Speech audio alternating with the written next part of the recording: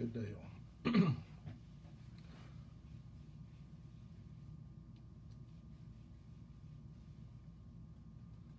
Hey, how's it going, man?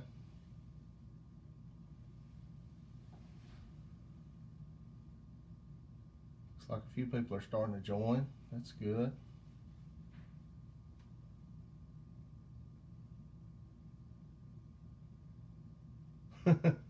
Hey, I've been waiting to do this too. This should be pretty fun.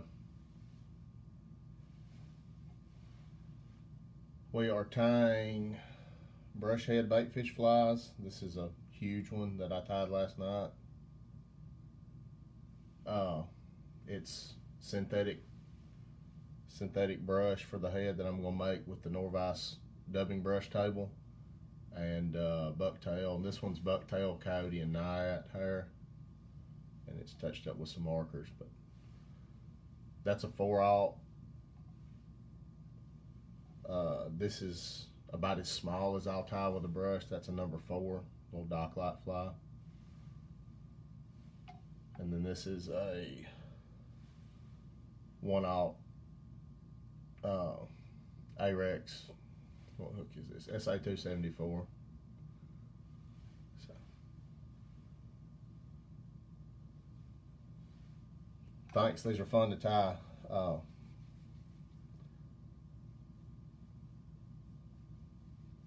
Just let me know when y'all are ready to get started, and we'll get this rolling. Looks like there's a good many people on already.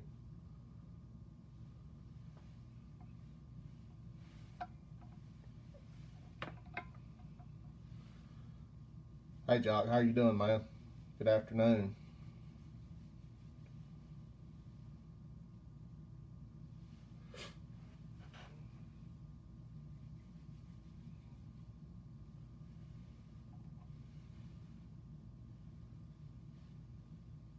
All right, I'm gonna get started then. These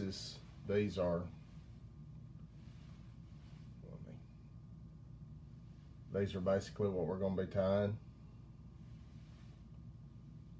If y'all can see those pretty good. I'm gonna set these out of the way. Set it right back here. And so, this is the Norvise dubbing brush table that I'm going to use. It's adjustable right here with this little wing nut. So when you set it up, you want the edge of it a pretty fair bit higher than the hook that we're going to use to attach the wire to. So it gives it a little pressure holding the wire down on this soft neoprene on top of the dubbing brush table. So what I'm going to do to start with is I'm going to take some uni dubbing brush wire. This is the medium. The dubbing brush table came with large, and it's great, but I like the medium a little bit better. It's a little, you can pop the wire if you're not careful, but it makes for a cleaner tying point when you finish up the fly. So, and it's plenty strong. So what I'm going to do to start with is I'm going to take this wire on just a normal bobbin, not the Norvise bobbin, but this is a good thing to use your old bobbins for. And I'm going to come up through the eye of this hook and pull out about 10 or 11 inches of slack. And I'm going to take just a regular dubbing spinner hook, hook that wire, twist it a few times, go across the dubbing brush table and over the thread post. And I'm going to turn my iPad so y'all can see the dubbing brush table a little better. So, wires across the thread post, and the bobbin's hanging loose underneath this hook that's in the vise. And then I'm going to take 3 colors of EP fibers. This is polar bear white, just regular tan, and 3D chartreuse. I like the 3D fibers. They're like 3 different colors already blended, so they're pretty cool. And what I'm gonna do is I'll take that's about a pencil thickness. These are a pretty dense brush.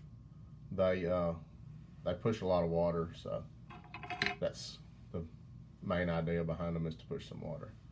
I'm gonna double that EP fiber over and cut it. And then I'm gonna double that EP fiber over again and cut it. So I end up with a pretty good clump of fibers. Pull all the strays out, and I like to trim my edges flat. So with each bunch of fibers, I'm gonna do that.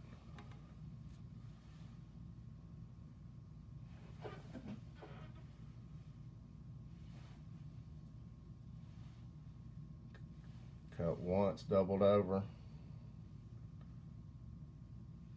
double over again.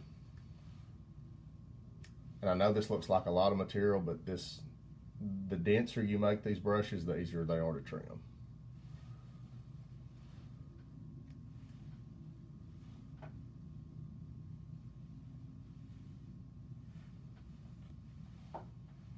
So, I got a little bit much chartreuse here.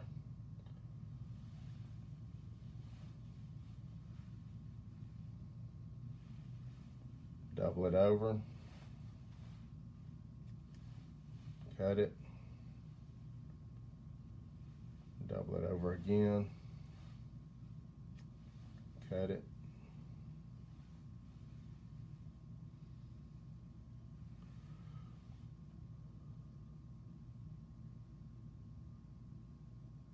are the fibers cut in the depth of the dubbing table when you fold them?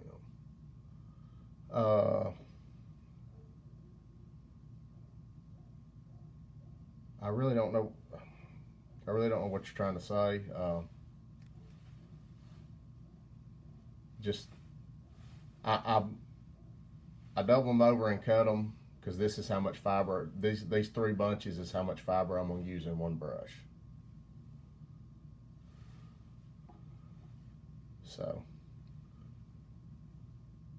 how long are they when you cut them? Just the full length that comes in a pack of EP fibers. So they're about 10 inches long. Okay, so now that I've got my fibers cut, well, I dropped those on the floor, so I'm gonna cut some more.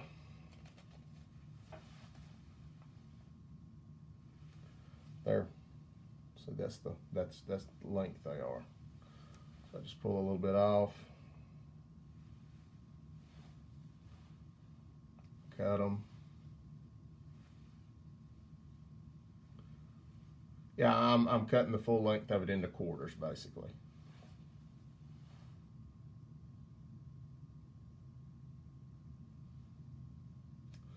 Not necessarily the width of the dubbing table. They're a little bit, about a ½ inch longer than the dubbing table is wide. So now that I've got my fibers cut, I'm gonna take my white, which is my first color, spread the fibers out, and lay them across the table with the fibers. The center of the fibers should be the wire, equal amount on each side of the wire. Then I'm gonna take my next color, which is tan. I'm gonna spread it out a little bit. And then I'll take, to get the smoother blending of colors, I will take and overlap about a ½ inch into the white with the tan. And the same equal amount of fiber on each side of the wire. So it's gonna hang off the dubbing table a little bit. And then the chartreuse, same thing. I'll just work my fibers apart a little bit.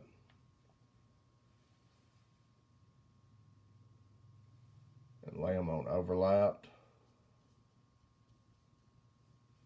just a little bit. And once you lay them on the dubbing table, you can kind of pick them back up and arrange them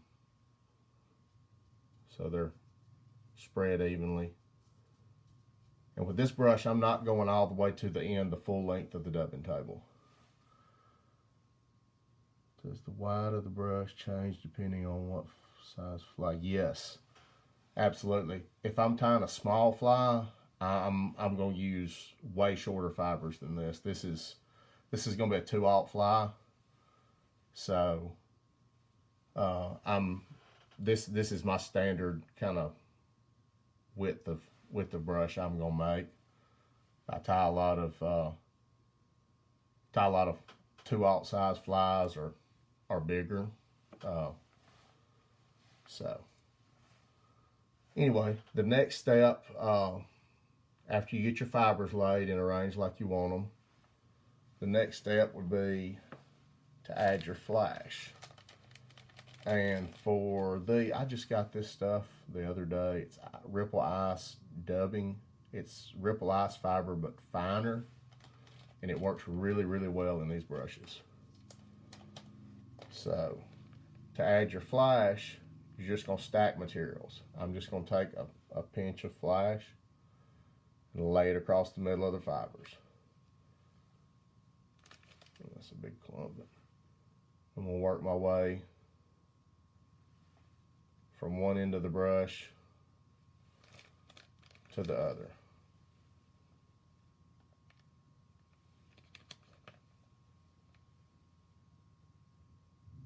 Just evenly distribute that flash across. Then our second color of flash we're going to add is just standard Ripple Ice fiber in UV Pearl.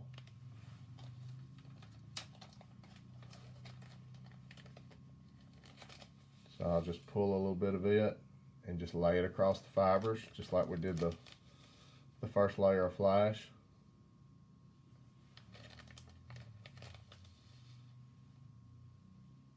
And you can put as much or as little as you want. What do you fish for with these? Depending on size, anything from bass to tarpon. I mean, just about anything that eats a bait fish will eat these. These are in different sizes. These are one of my go-to flies for just about anything that eats bait fish. Let me add a little bit more pearl. I didn't get any up here at the front. Okay. So now that we have our material stacked across the wire, evenly distributed across the wire, I'm going to take this tag end, it's on my old bobbin, and come across the brush and across the thread post where our tag end is. And then I'm going to pinch both wires together and lift off the table. Take the table out and come back down across the thread post.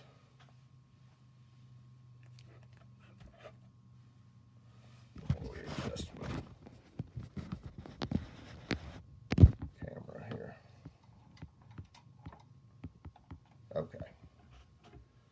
And then from there,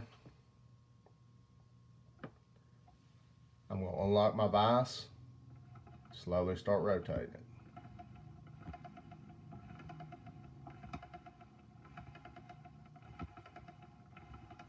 And so this is pinching those fibers between those two pieces of wire.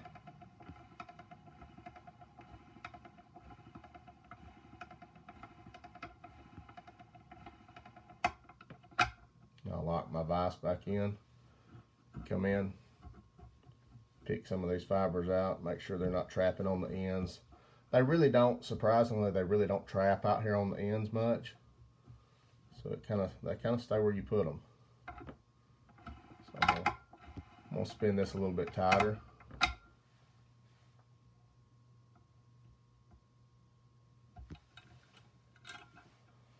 Okay, now I've got it fairly tight. It's probably not as tight as I'm gonna spin it eventually, but I'm gonna take this dog shedding brush and come in and start picking the fibers out. Come in from the bottom and pick them out.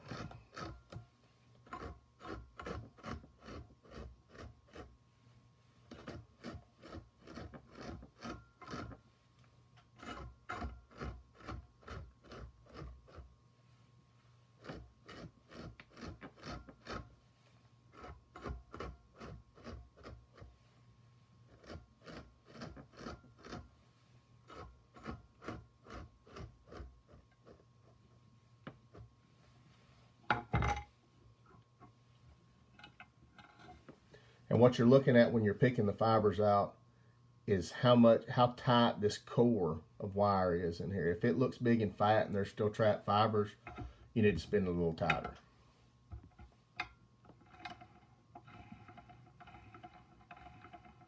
So I'm gonna spin this a little bit more, lock it back in,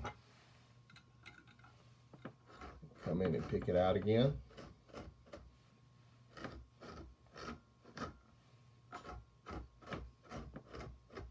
You have to be careful when you're picking this thing out, because if you don't have it tight enough when you start brushing it, it's going to pull fibers out. And you don't want that, because that's going to end you up with a gappy brush. And it's not going to look cool when you tie a fly with it. So, pull that back tight.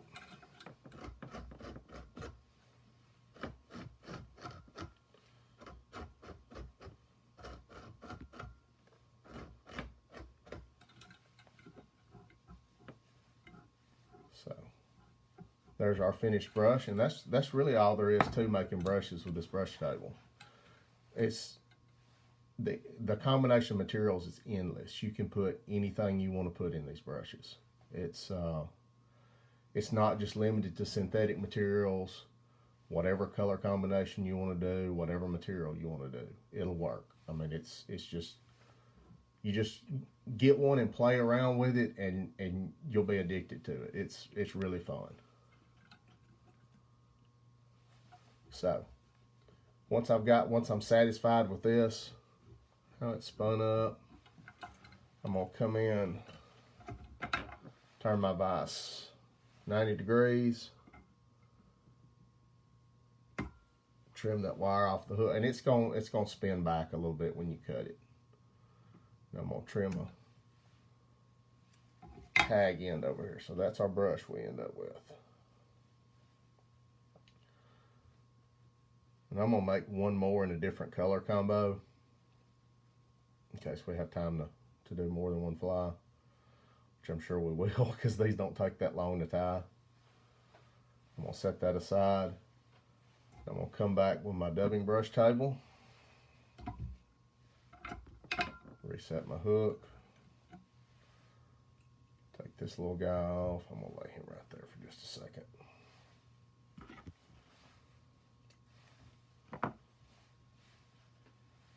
Once again, I'm gonna come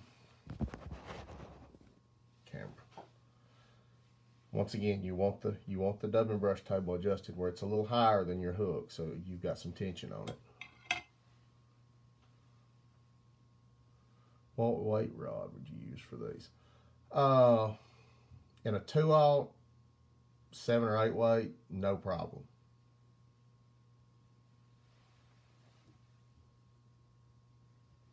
As far as casting them, an 8 weight's gonna cast any of them up to about a 4/0. You would base more what you're fishing for than castability on what weight rod you'd use for this fly. Okay, so I twisted that on there. I'm gonna go across my thread post with it. Adjust my table so the wire's in the center of it.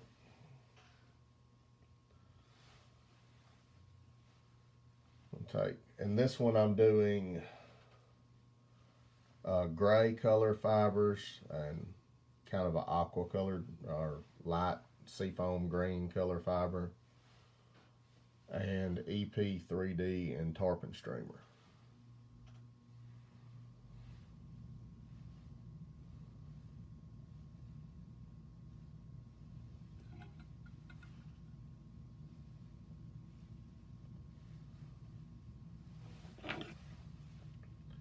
So just like before, I'm going to cut these in half. And then in half again.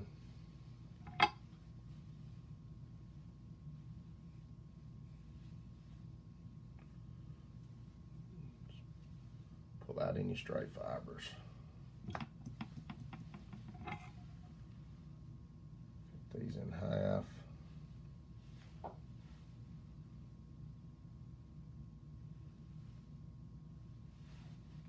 And in half again. These poor old anvils are getting dull. I've got some new scissors coming soon, so. But I'm pretty excited about actually.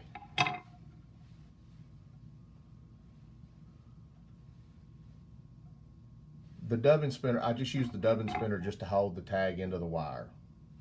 It's just something to give it some weight to hang it across the thread post. Is the wire stainless? Yes, this wire is stainless. It's uni medium dubbing brush wire.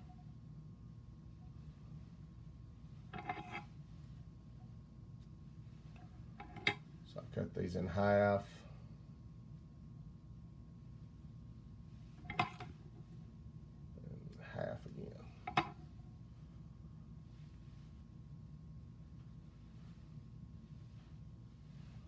That's a little bit much. It's how much fiber you use is just personal preference. You can make these as dense or as sparse as you want to make them. But for my purposes, for baitfish fly heads, I like to make them pretty dense. So I'm going to take this fiber, pull it out a little bit, lay it across the dubbing brush table evenly with the middle of the fibers across the wire. So equal amounts on each side of the wire.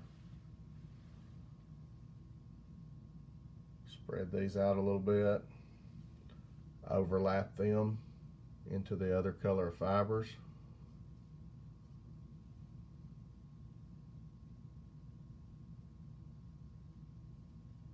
Equal amounts on each side of the wire.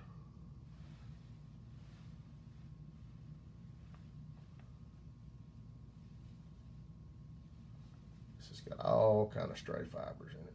Sorry about this, y'all. Copter scissors have been awesome for me. Dr. Slick too. I have copters on the way.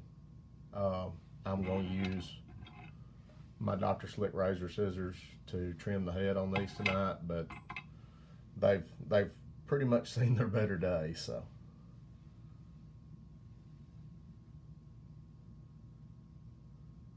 pull these fibers out a little bit and overlap them on the table here.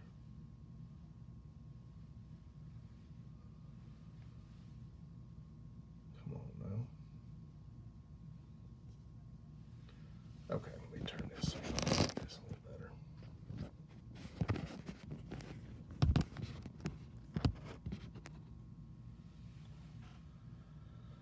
All right, for flash on this one, I'm going to go with some different colors than we did on the first one. I'm going to use the Ripple Ice Dub once again, but in silver.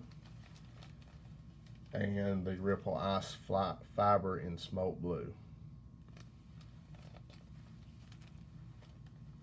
Copter scissors have been awesome for me. Yeah, I've heard nothing but good about them. So you just take a little pinch of the dubbing, or the flash dubbing, and just lay it across there. And you can use as much or as little as you want. I go kind of heavy on flash, I know, but sometimes fish like it, sometimes they don't.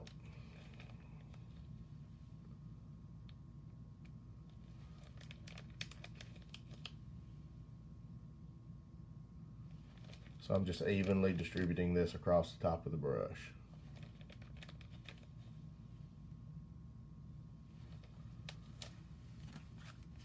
Same thing with the Ripple Ice Fiber.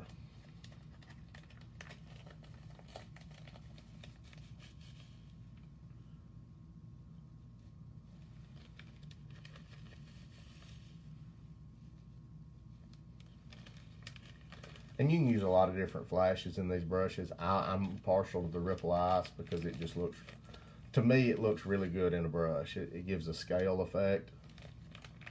I've done a few with just regular Flashabou, and my last step on these flies kind of messes with the regular Flashabou a little bit, because after I trim them, I hit them with a blow dryer on high heat to tame the fibers back, and Flashabou just curls up. So that was a little bit of a learning process. Got a pair of scissors from EP Flies. They're nice scissors, except the finger holes are too small. Yeah, I've got fat fingers. I don't want some with some small holes in them. That's one reason I love the Dr. Slick razor scissors, because they have huge holes in them for my fat fingers. So now that I've got my flash and my fibers laid across the table, I'm gonna come across the top with my bobbin with the wire. I'm going across the thread post, pinch the thread post, the bobbin wire and the tag end of wire together, and lift it off the table. Then go straight back down across the thread post. I just set my dubbing brush table out of the way. Come back here, unlock my vise, start spinning.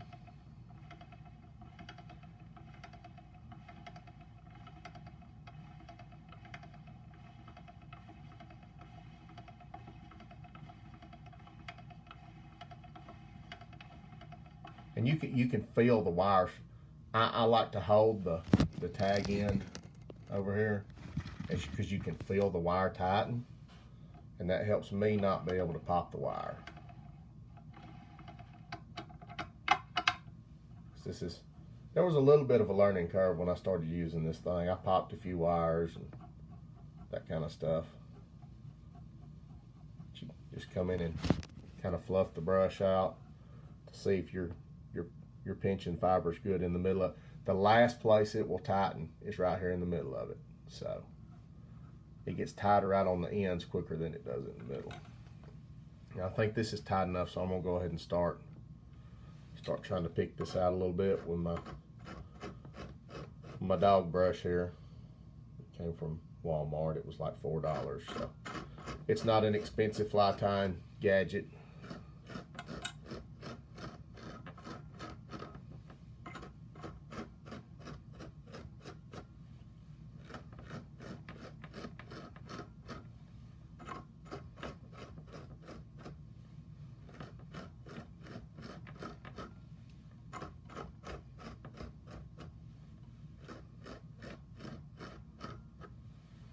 How much extra wire do you have at the thread post? When I'm done with the brush, about a ½ an inch. I don't like to waste a lot of wire.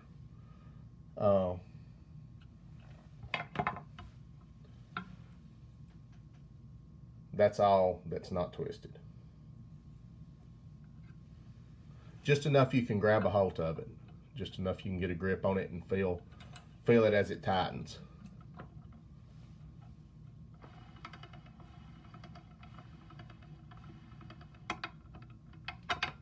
We'll give it a few more spins.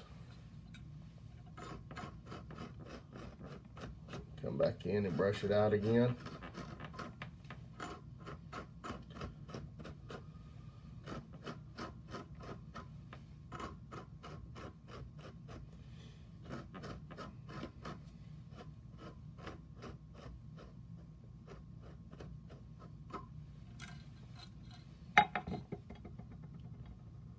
You can see that wire core in the middle is pretty tight. Pull the fibers apart. It's pinching pretty good in there, so I'm not going to spin this one anymore. I'm just going to go over it with the brush one more time, and we'll set it aside and tie a fly.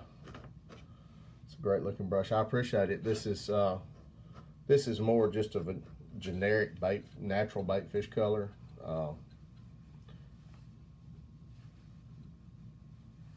I see a lot of people tie flies that Flash looks great in the brush. I really, really like this smaller Ripple Ice dubbing. This stuff, I picked it up at my buddy Rob's shop, Deep South Outfitters here in Birmingham, and it's been some cool stuff to add into these brushes. So we've got that done. I'm on turn my vise 90 degrees. I turn it 90 degrees so I can get in here close, because if you make a bunch of brushes, you're gonna fill this hook eye up with wire. And if you get in there close enough, you can cut it close. You can flick those little pieces of wire out. And these loom scissors are not my favorite. That's why they're wire scissors. So they work good for that. They don't work good for cutting thread. So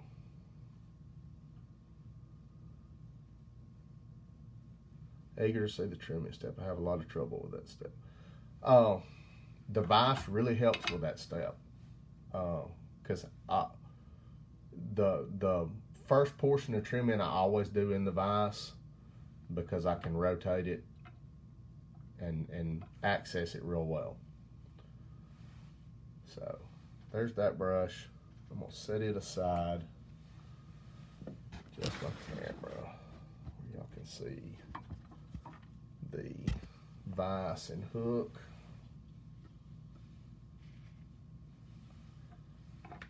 Set my brush aside, and we'll tie a fly. So this is a cheap Orvis saltwater hook. Just a small size 2 hook is what I use for the loop to put my wire in making brushes, because these are pretty disposable. So I don't want to use my good hooks for that. And I'm using the standard jaw, because on this size hook, I like the blunt jaw better than I do the pointed shank jaw. I have the shank jaw right here, and it's great. I use it a whole lot for crab flies, because I like to tie into the bend of the hook, and that pointed jaw allows me access into the bend of the hook. But for these bigger hooks, from say size 2 to 4/0, I really like the standard jaws. And I know the saltwater jaws are great for anything bigger than that, but up to 2/0, I really like these jaws.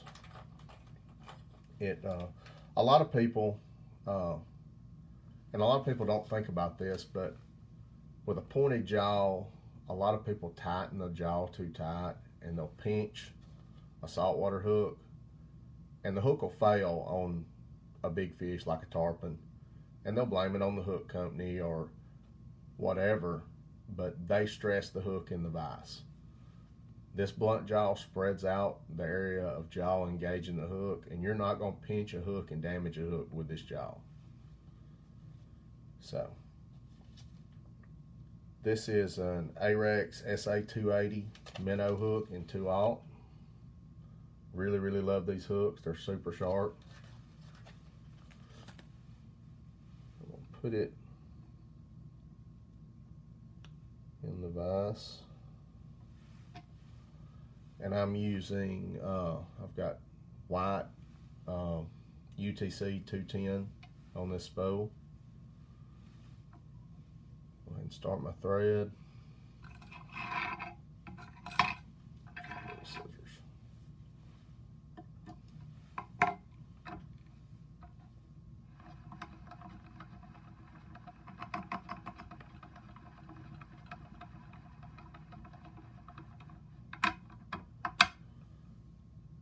And I like to start tying, this hook starts to bend right there just in front of the barb. So that's where I'm going to start tying in my material. First material I'm going to use is white bucktail. I've been using bucktail off deer I've killed, but this is a bought bucktail. Because I've just about used all the ones that I have cured out up. So, and you want fairly long fibers, because this fly is going to be close to 5 inches long, 4.5, something like that. We'll take a clump of bucktail.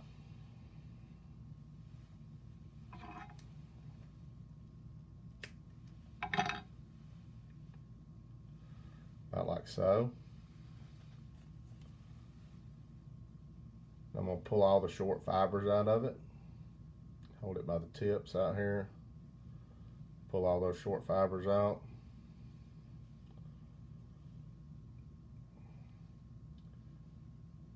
So you end up with a nice, this is about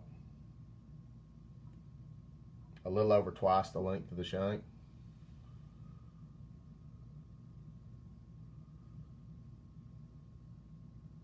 That's true. You can also make a longer brush with it, what Jock's saying. I typically make my brushes the length I want them. I want them for what I'm going to use them for. I don't want, when I get to my tying point, I don't want any fibers left. I want to tie in bare wire.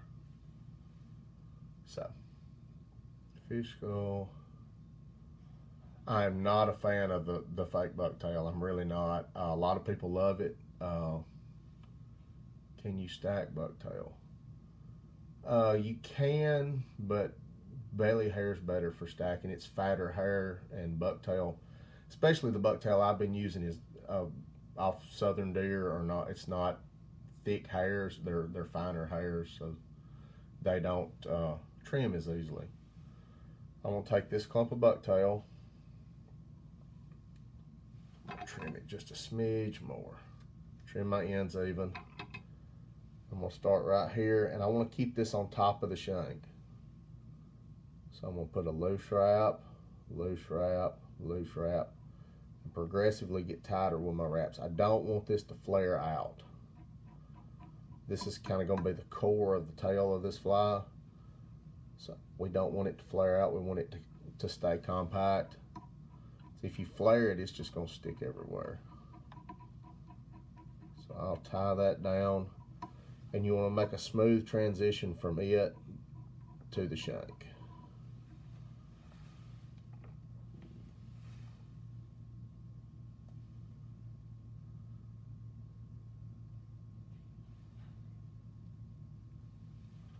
I'm going to come in with some thread cement.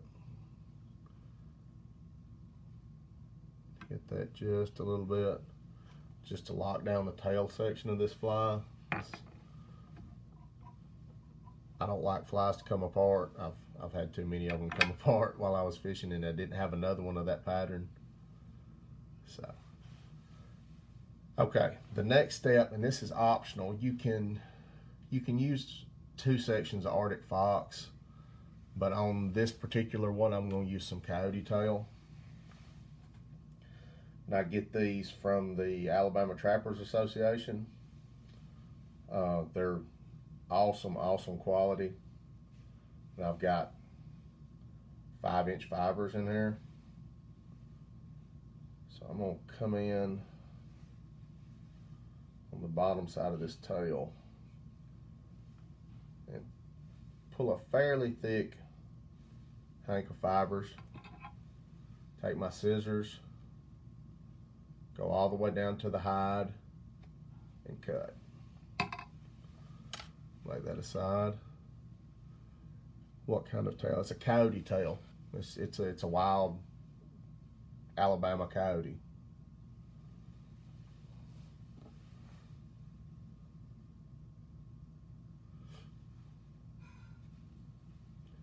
And coyote is it's odd material. It's got like 2 lengths of guard hairs plus underfluff in it. So you don't want to pull all your guard hairs out. You want to pull some of the underfluff out of it. So I'm going to come in with a flea comb and pull some of that bulk out of the butt of it. It's stuck to my finger. So these fibers are a little bit short. You want them a little bit shorter than that bucktail.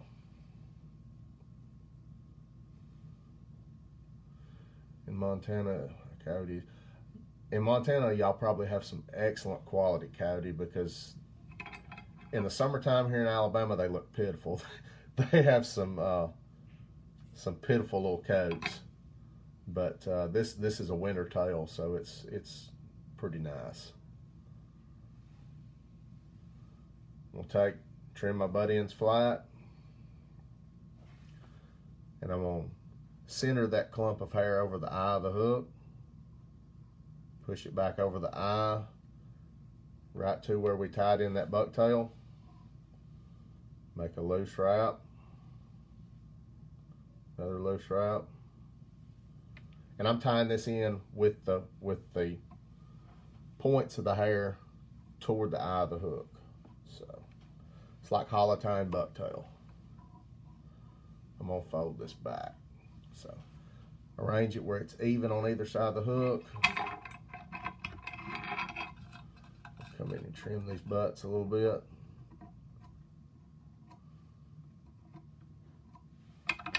Okay.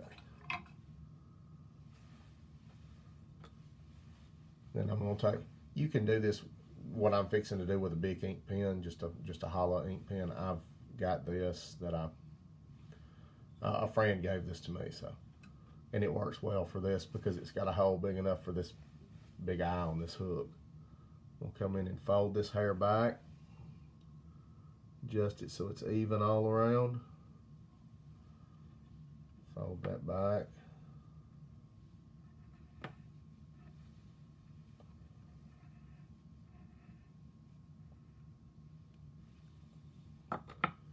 Set that aside.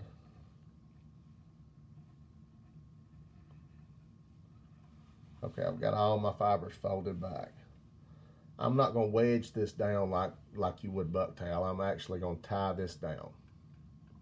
So I'm tying the ends of it down right here, wrapping back over it, almost like you would high tie EP fibers on an EP style baitfish.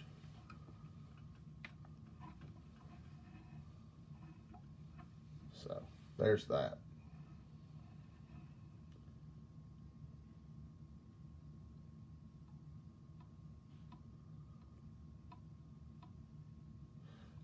Yeah, it really does. That's what I use it for in this fly, is to support this tail and keep it from fouling as much.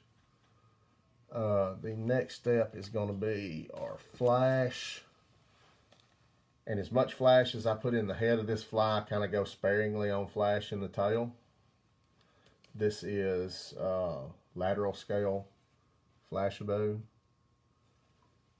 And it is 1/69th inch or 68th. I can't read the print on the back of it. It's the smallest size. It's little bitty stuff. I'm going to take 4 strands of it.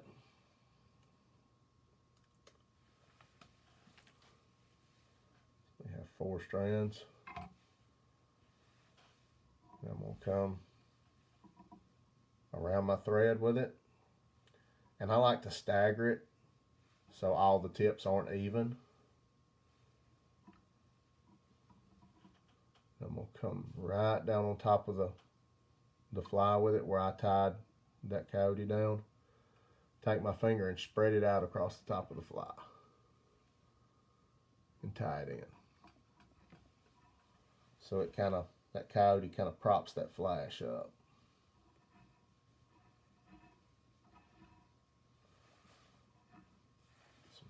Stray hairs going on here.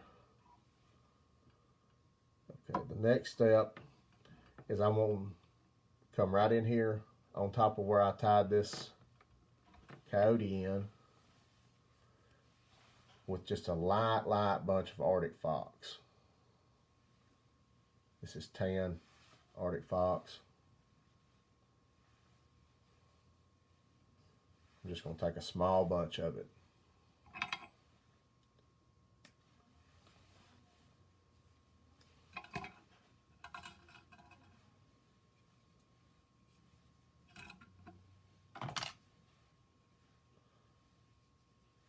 And I want it to be just a little bit shorter than the coyote. So I'm going to trim that off. Just like with the Coyote, I'm going to come in, center the eye of the hook with it, push it back up over the Coyote, loose wrap, tighten down.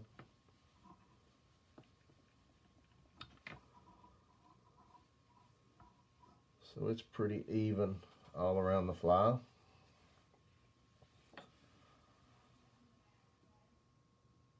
Will roadkill German Shepherd work? It probably will, but there's going to be some not happy people.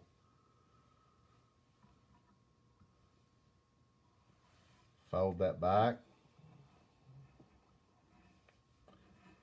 just like we did with the Coyote.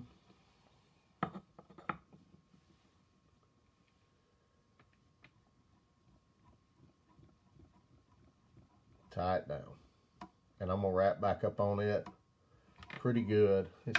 It flares pretty good, so.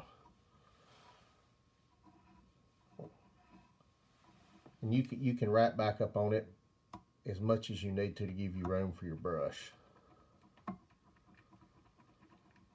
And so I'm gonna make here where I've got this bump, I'm gonna try to make that a smooth transition, like a ramp of thread.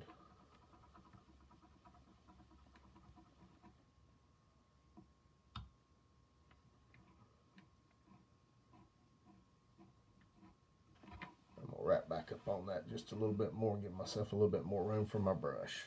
Come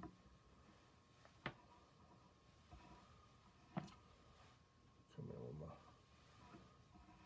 flea comb and tame that a little bit. So that's the tail section of this fly. That's fairly simple. What can you use in place of Coyote? Just Arctic Fox. You don't have to use Coyote. It's optional. It's just a material I'm kind of partial to. You can use 2 bunches of Arctic Fox. You can use 1 bunch of Arctic Fox, depending on how dense you want the fly.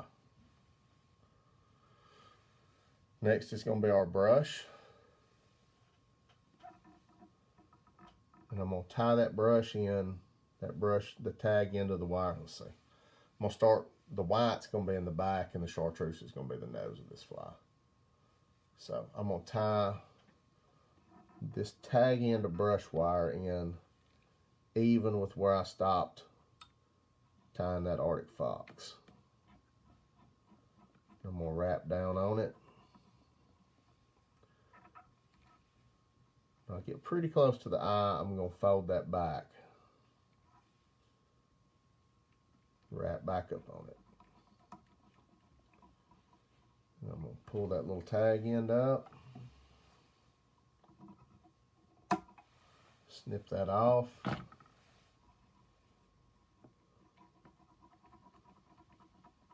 Cover that wire up. So if you leave an exposed tip of wire, it's going to cut line, it's going to cut thread, it causes all kind of fun problems. So with that done, our brush is tied in, our tail section's tied in. I'm going to take my bobbin and go across the thread post to get it out of the way. I'm going to come in here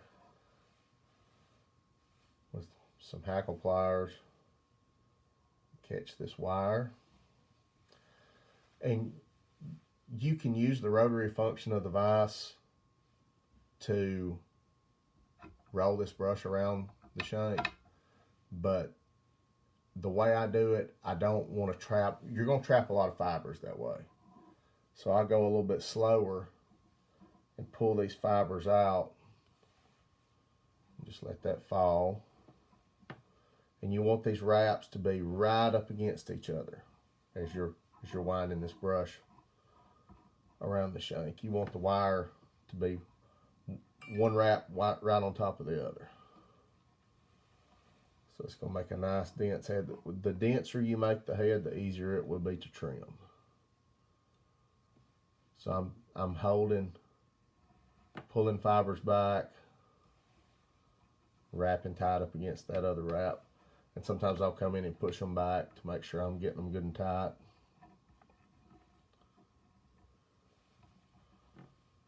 Pull those fibers back.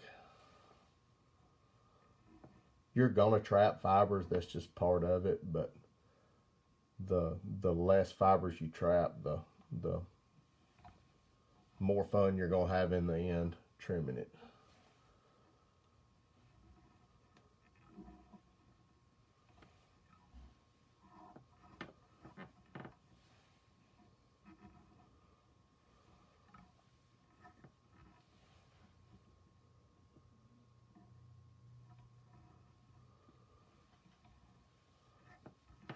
So did you half hitch the thread?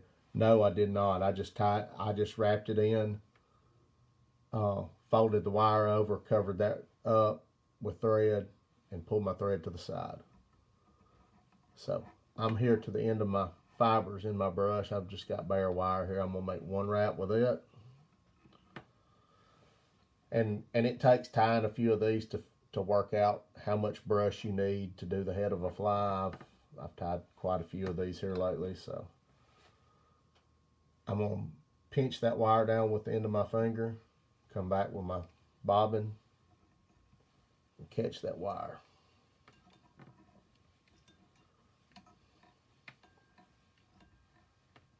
Make several tight wraps over it. Flip the vise upside down. I like to have my wire end up on the bottom of the fly, just so it looks clean. The head of the fly looks cleaner this way. So you don't have a big bulge on top of your fly where people are looking at it and whatnot. So I'm gonna come in and trim this tag end of wire short. Fold that down with the end of my finger. And beware doing that. Do that with your fingernail, because if you don't, it's gonna stab you. And this is a very critical part of this. You've got to cover this wire up with thread. If you don't cover it up with thread, you're going to hook a fish and you're going to lose a fish because of this wire. Because it will shred some line. So that's it. As far as tying, I'm going to come in and whip finish. And try not to catch a bunch of fibers.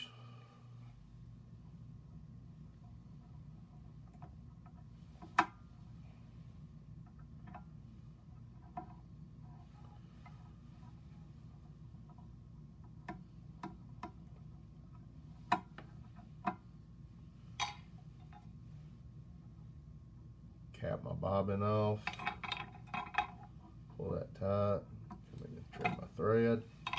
I think we trapped one fiber there. Just pull those out.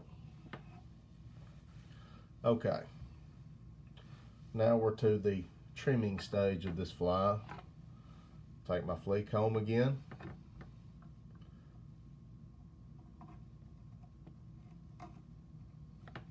And come in, pick these fibers out, and you can see as how hard I'm pulling on this that there's trapped fibers, even though I was pulling those fibers back with my fingers the whole time I was wrapping it. There's still lots of trapped fibers.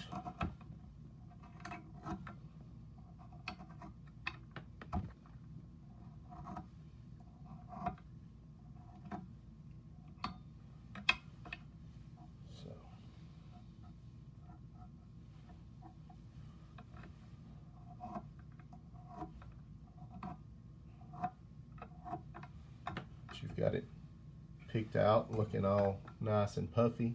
I'm going to come in with my razor scissors, and to start with, as I do this, I'm going to rotate the vise. I've got tension on the knob. It's not free spin. I want a little tension on it so I can work with it. I'm going to come in and lay my scissors at an angle. I lay the hinge of them on the eye of the hook. Come in at an angle and rotate and cut. And just try to keep the same angle. That's all there is to it.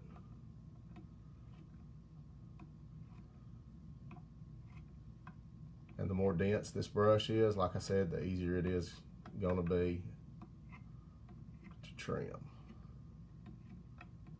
Just like deer hair, if it's not packed dense, it's not going to be fun to trim.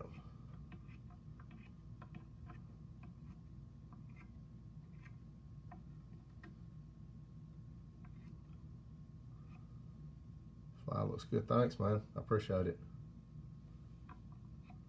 It's going to look a lot better here in a few minutes when I get all this puffiness trimmed out of it. Okay. That was the initial cut on it.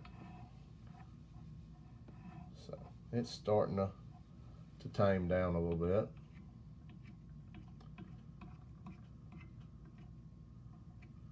And you just slowly work your way around the fly. Don't take a big chunk at a time on these flies. If you do, you're gonna regret it. So I tried to trim the point of my hook there.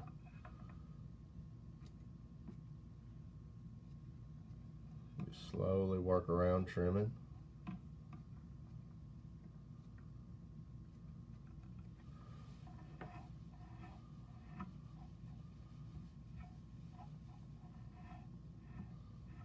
Okay, and at this point, I'm going to take it out of the vise.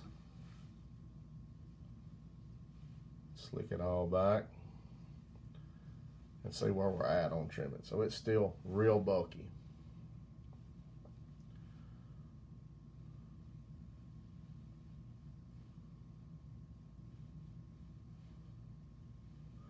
What I'm going to do now is pinch the fly on the sides. Pinch it flat. And tease these fibers out top and bottom.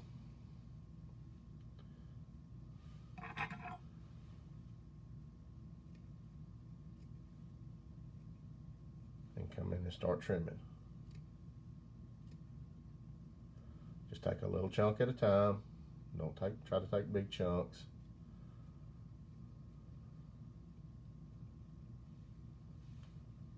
So that clean the bottom of the fly up a little bit. Come around to the top. Same thing, just a little chunk at a time.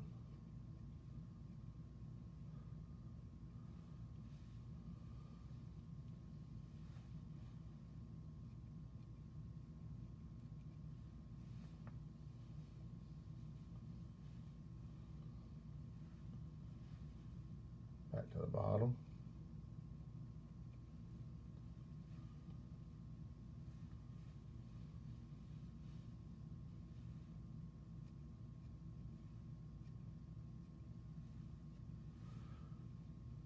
How do you know how little the trim is as far as the body?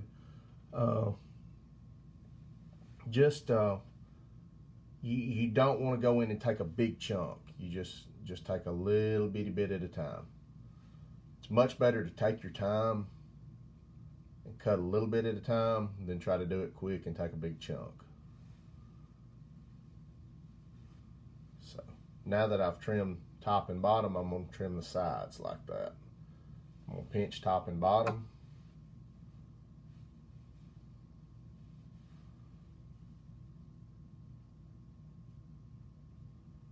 And you just want to keep that angle.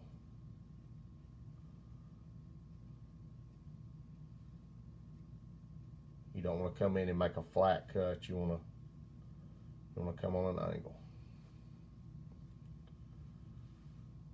You want the fibers in the back of this brush to stay longer than the fibers in the front.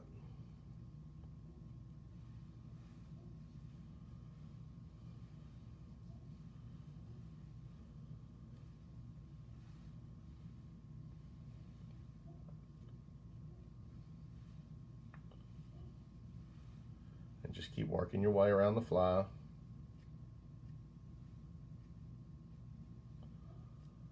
Slowly taking little chunks.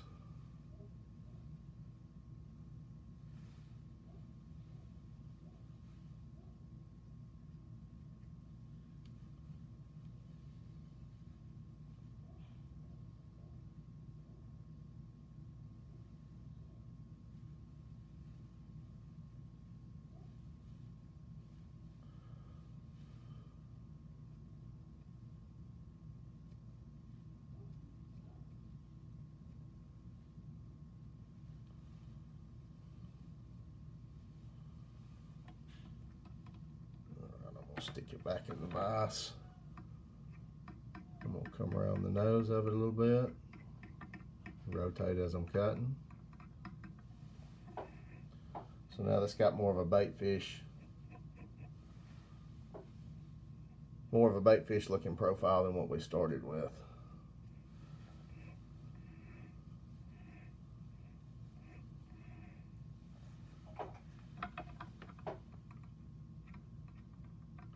And you can spend a lot of time trimming these flies.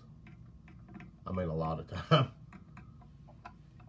Take it back out of the vise.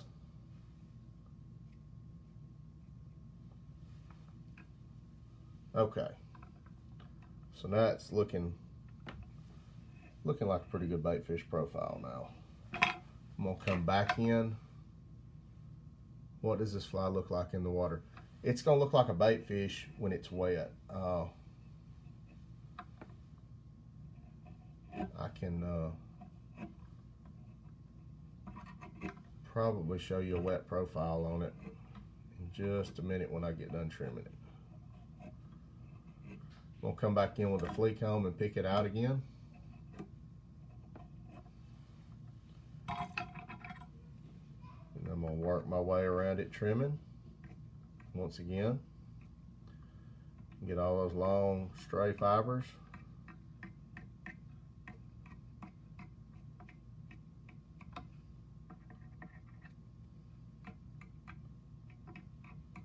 The trick to trimming these is just keep that angle consistent as you can.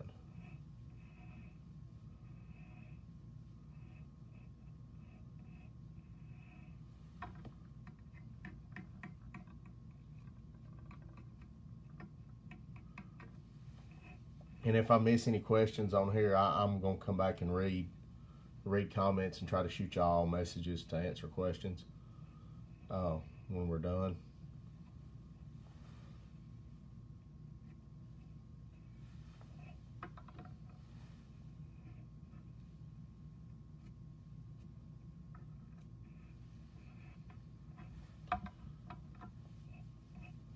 Okay, so that's pretty much a baitfish profile. Now the next step I'm going to do is, y'all might find this silly, but this really helps with synthetic fibers. I'm going to take a pair of pliers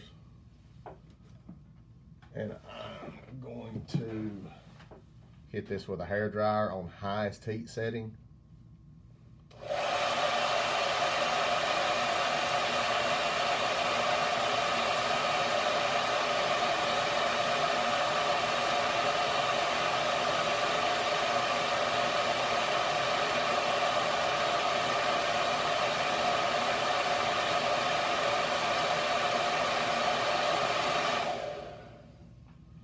And that heat helps tame those fibers down. When EP fibers get hot, they tend to stay where you put them.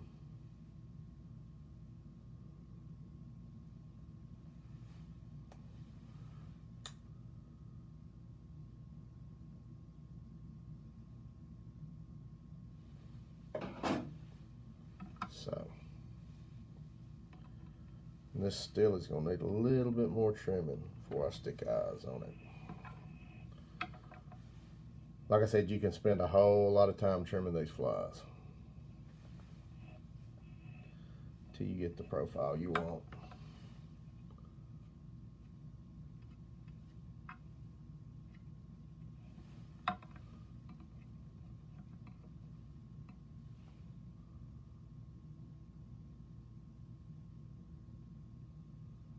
What are you watching when you hit it with the blow dryer? Just the fly, just to see if it's what it's if it's laying the fibers down like I want them to. The heat of the hair dryer is what I'm using. So I run it on highest heat setting.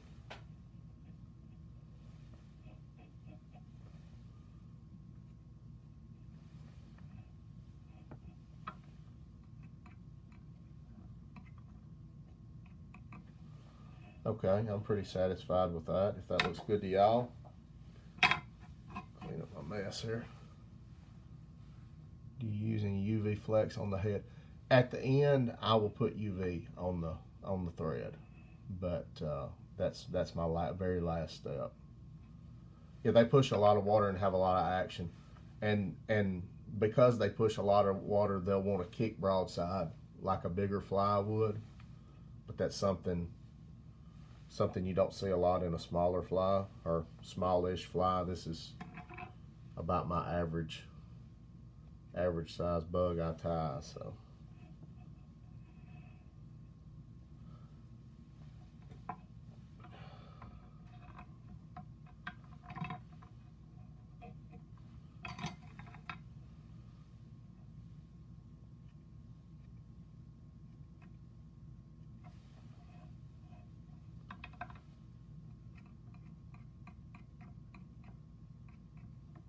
I keep seeing spots I need to trim, y'all. I'm sorry.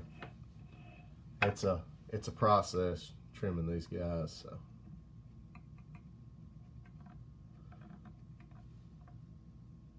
Just got to be careful and not take it in big chunks.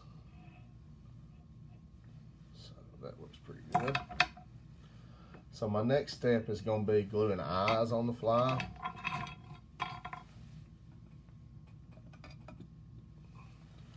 When you laid the material on the dubbing table, was it the width of the material the same?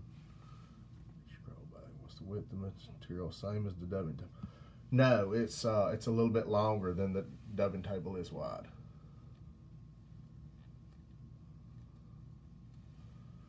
Okay, this is what I use to glue eyes on flies. It's E6000. It's a cheap craft glue. Get it at hardware stores or craft stores or just about anywhere.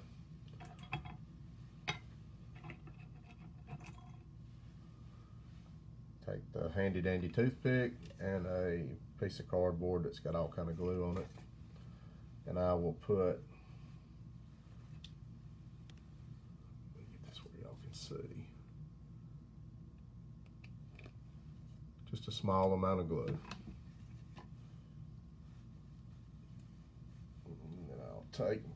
Set that aside. And I'm gonna do chartreuse eyes on this fly. These came from Old Florida Fly Shop. They're 5/16 inch. Just stick on eyes. You can use whatever size eye you want to use. I scoop my glue up with my toothpick and roll it on the back of the fly eye. Rotate my vise around, push it off the end of the toothpick.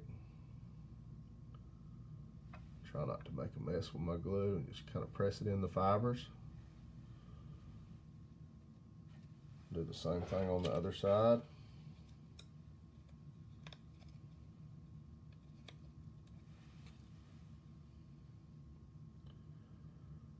Roll the glue on the back of the eye. There's some kind of fiber stuck on there. Lay it on those fibers. I'm going to take the fly out of the vise. Pinch those eyes on. And I pinch them together so it kind of flattens the head of the fly a little bit. After I get these eyes glued on, I'm going to come in once again and trim some more, because when you glue the eyes in, they kind of change the profile of the head a little bit, make it a little wider. So I'm going to come in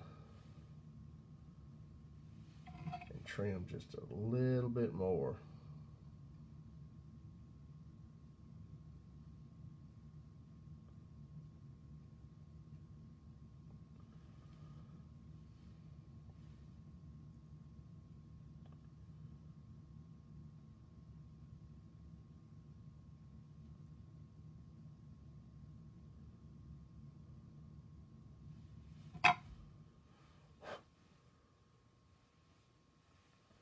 That's pretty much it. that's fly's ready to go catch fish. I will come in with some, I'm just going to do head cement on this one, just for, because I'm going to set it aside after this. Got some more fibers trapped here in the thread, and I'm going to have to trim out.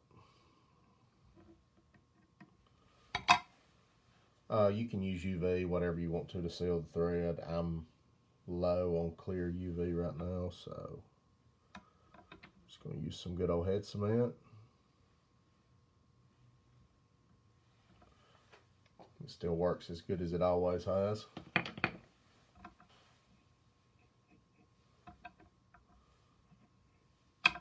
So that's pretty much it on that one. I may come back and trim even more on it till I'm completely satisfied with it. Like I said, trimming these is something that takes some time.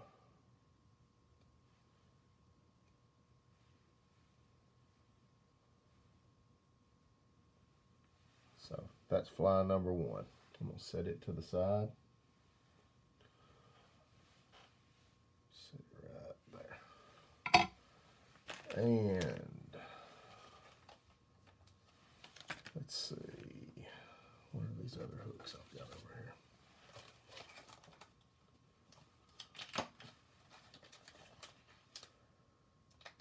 Okay, we'll try one of these. This is the Arex SA274. It's a really wide gap hook and 1/0. The 1/0 in this hook's huge. It's like a 4/0 for other hooks. It's a house. So you'll see better when I stick it in the vise how big that hook is. It's the gap's wicked. So move it down here where I can roll my thread on. And on this one, I'll set my glue thing aside here. On this one, I'm going to be using the same white UTC 210. It's just what I've got. It's kind of my standard thread. Thank you so much for the demo. I have to go to work really early. Man, I'm glad you joined in and watched. I was a little nervous about doing this, so.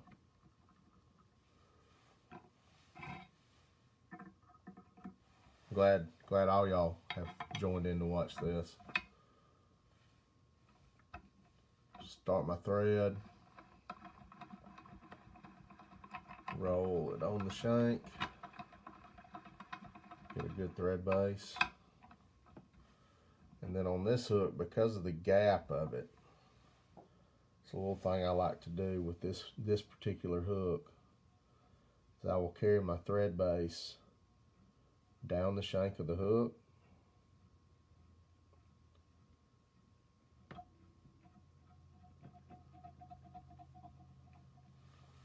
And I will take a red Copic marker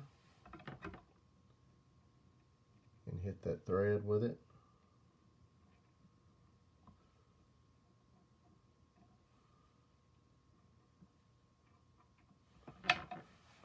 So that makes like a little gill inside of your baitfish fly. It'll show through when it's wet. You won't be able to see it when I'm finished tying this fly, but when the fly's in the water, it'll show through. So I'm gonna come on that where I colored that thread. We'll hit that with some thread cement. You can hit this with UV or whatever you've got. I just have been using thread cement lately. Like I said, I don't have a lot of clear UV laying around. So basically the same thing, just a different color brush. I'm not going to use the Coyote on this one. I'm going to use just the Arctic Fox, so y'all can see how one looks with the two different materials. take a little more sizable clump of bucktail than that.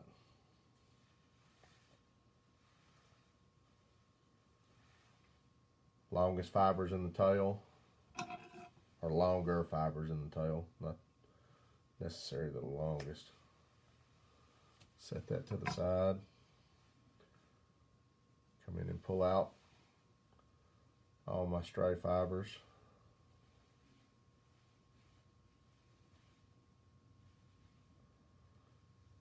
And all the little short fibers.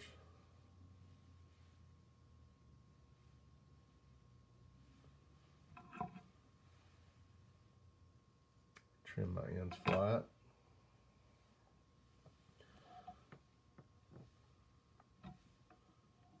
And I'm going to come right to, almost to the barb with my thread. Loose wrap, loose wrap, loose wrap. I want to keep this on top of the shank. I don't want it to roll around the shank. So just some loose wraps to start till you get some tension on it. And then you can start locking it down.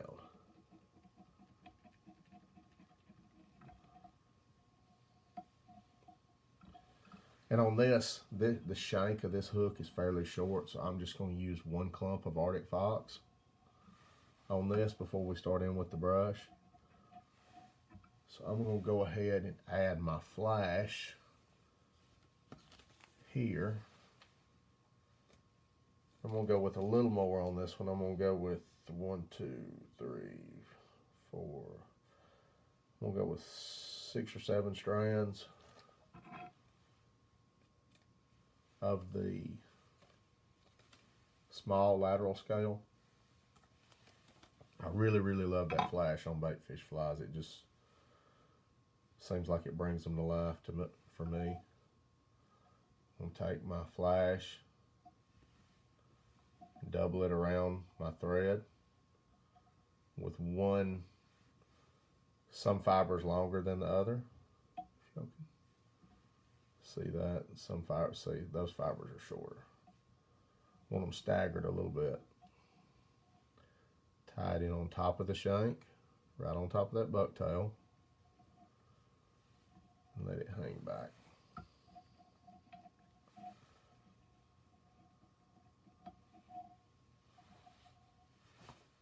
Then I'm going to come in with my Arctic Fox. On this one, I'm going to use a much larger chunk of Arctic Fox than I did on that first one, because that was our last step on that first one. So that's about a pencil thickness of Arctic Fox. And we'll come all the way to the hide and clip it off.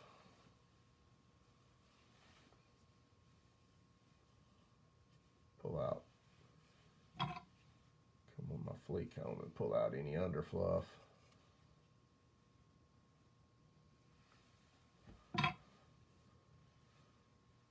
Then I want this to be almost as long as my bucktail, so it's right there, almost as long. Trim my ends flat.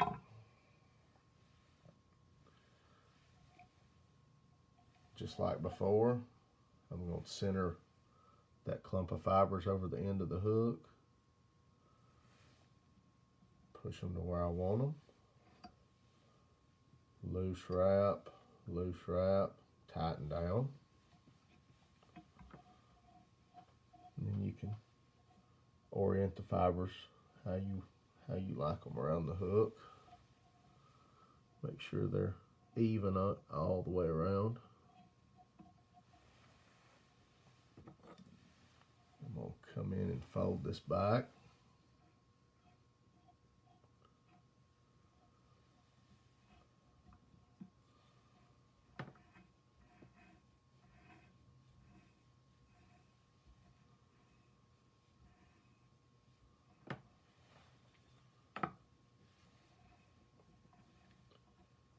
And I'm going to tie it down.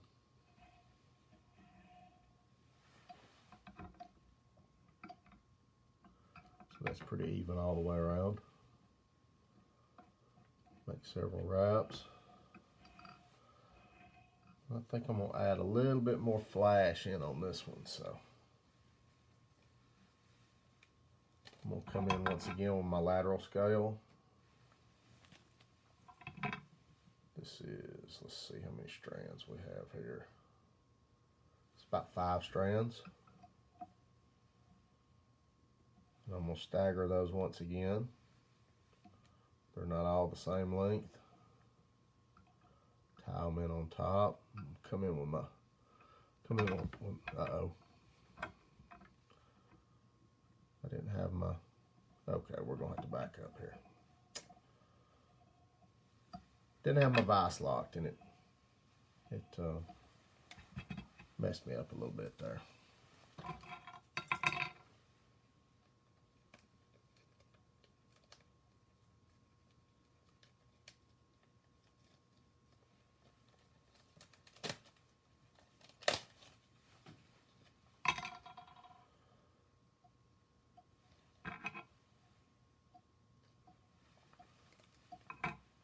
Okay.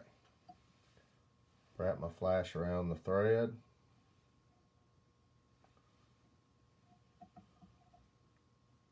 Come in on top of the shank. Spread them out a little bit with my fingers. Tie them down.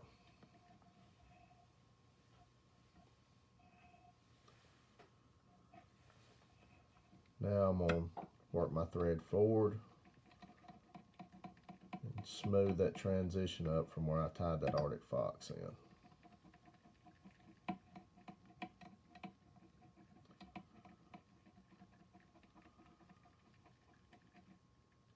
Okay, that's good enough. So that's kind of cone shaped as it goes. Now I'm going to tie my brush in. This is the second brush we made, the more natural baitfish colored brush. Once again, I'm going to tie it in right where the fibers start. I'm going to tie that wire down, fold it back, cover the tag end up.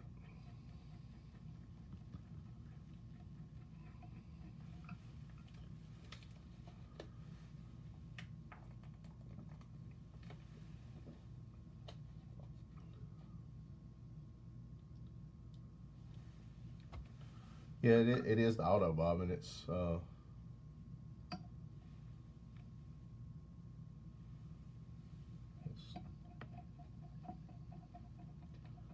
I'm gonna carry, once that's tied in, take my thread back to the eye of the hook, come across the thread post and get that out of the way. I'm gonna come with my hackle pliers, catch that tag end of wire. Start working this brush around the shank. And I'll slowly work this brush around in tight wraps. Pulling my fibers back as I go so as not to trap. I want to trap as few as possible.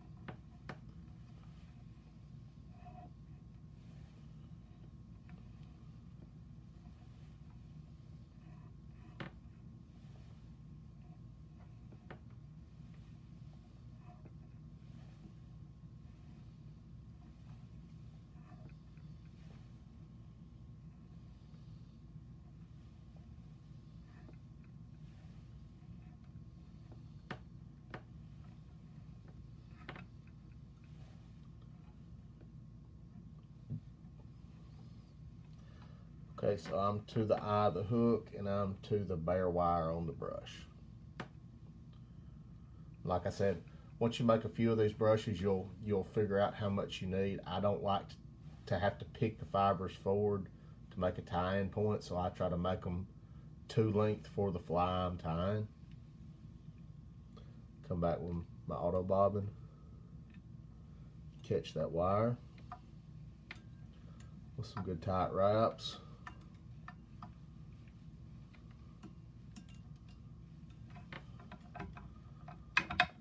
Flip my vise upside down. Come in and trim that wire as close as I can.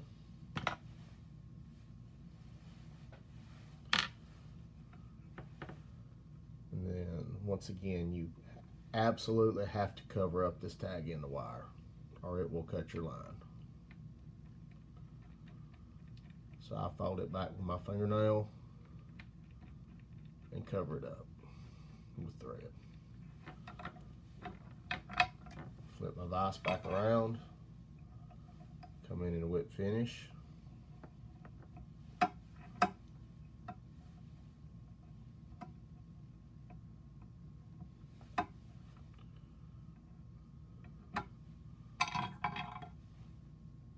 Cap my bobbin off, pull tight, trim my thread. Looks like I trapped a few of them on this one, so come in and trim those few out of the eye.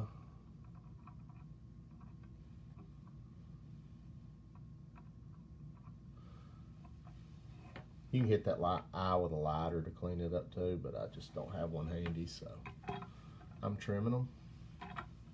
Okay, so that's this fly tied basically. I'm gonna come in with my flea comb again. Pick those fibers out.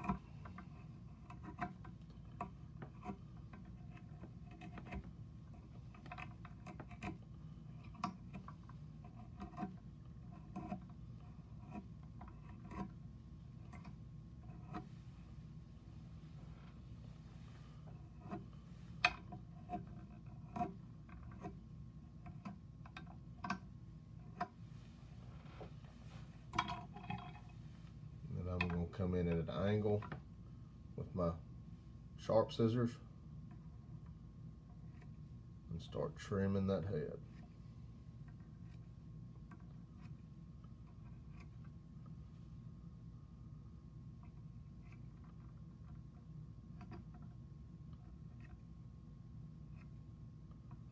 And I'm rotating the vise as I'm doing this, just slowly taking a little chunk at a time. You don't want to, I know I've said it a bunch of times while I'm doing this, but you don't want to take a big chunk at a time. You'll regret it because you've spent time making this brush and tying this fly in one cut. One big chunk taken can mess it all up.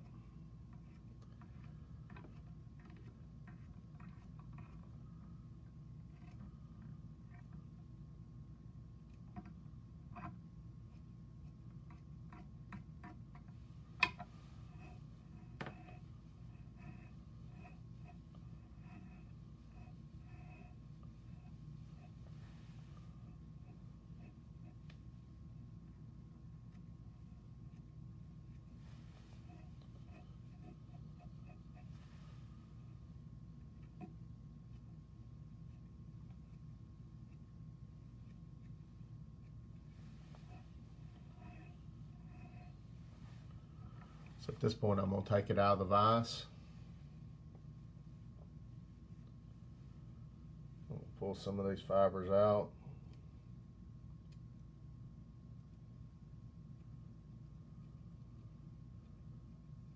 Trim them away from the hook point.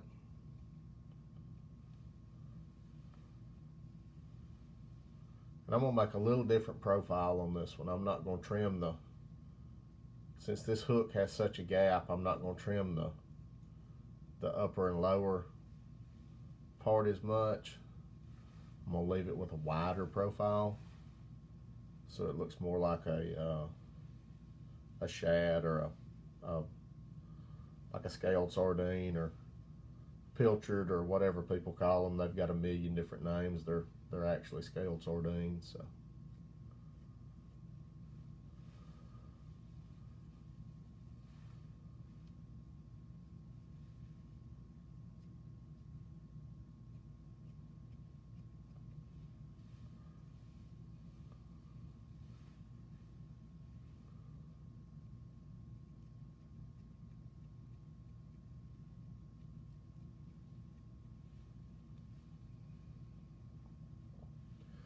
We'll come in and flatten these sides a little bit. Trim them a little more. And that's the fun. Another fun thing about brushes is you can make a whole bunch of different profiles just based on how you trim the fly.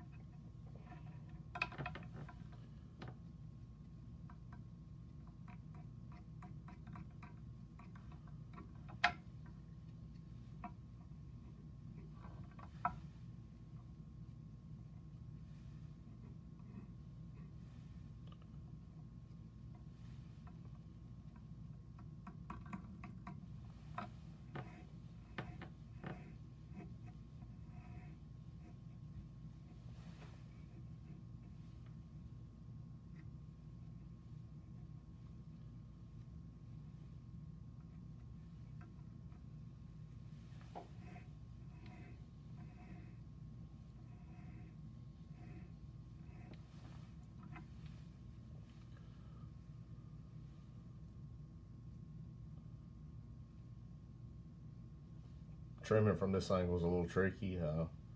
You can't get in there to the eye without trimming at that angle.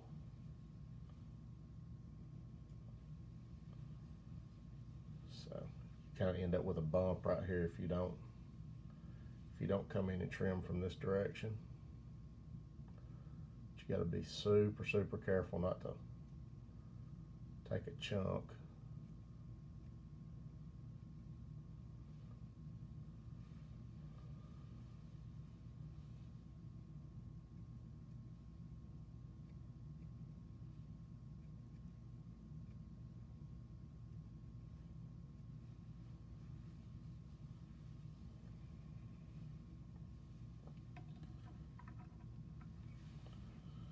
So that's,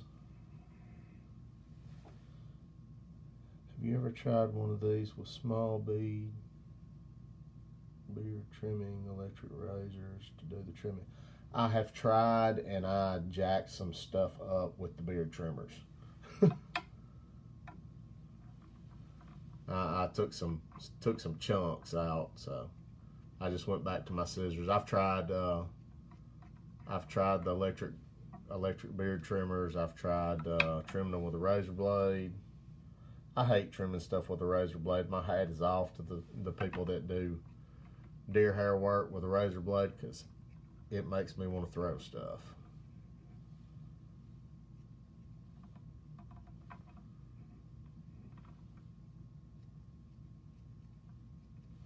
Okay, so I keep seeing spots I need to trim.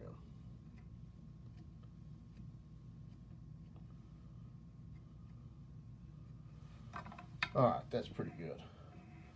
So I'm gonna come in and hit it with the hair dryer on high heat again. Cut that up. I'm gonna cut that on and let it get hot and blow dry this fly for a minute, and you see how puffy it looks now. So give me just a second to hit this with some high heat, and it'll tame it down a lot.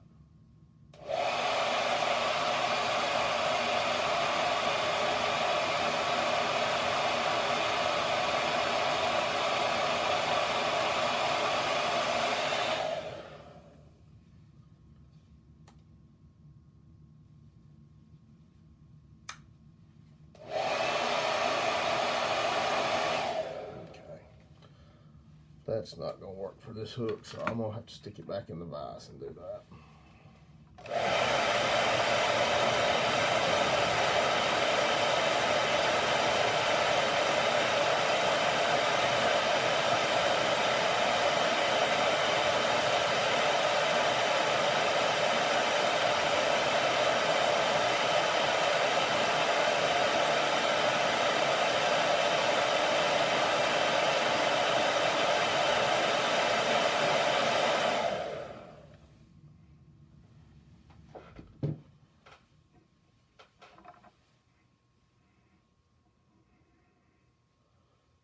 Okay, so see how that trim slicked that profile down a lot, and it'll stay like that. The heat kind of, the EP fibers have some memory to them from heat. So we'll say that was ready to glue eyes on. Let me trim one more little spot here.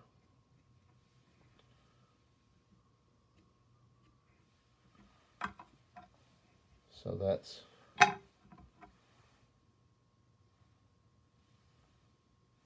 that fly. And I'm going to go with a lot bigger eye on this one. And I've just recently used these, but the MFC fish eyes in what is this, Blue Radiance, are really, really nice eyes for baitfish flies. I really like them a lot.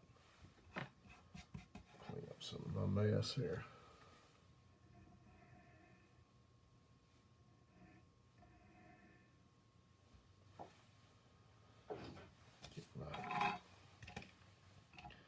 Get a fresh toothpick. That's the wonderful thing about not using a bodkin for this, is you don't have to pick glue off of it. You just get a fresh toothpick every time.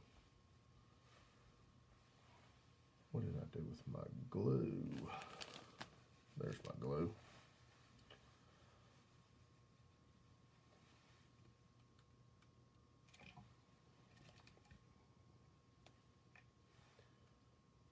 Just put a small amount of glue on my paper, or my cardboard.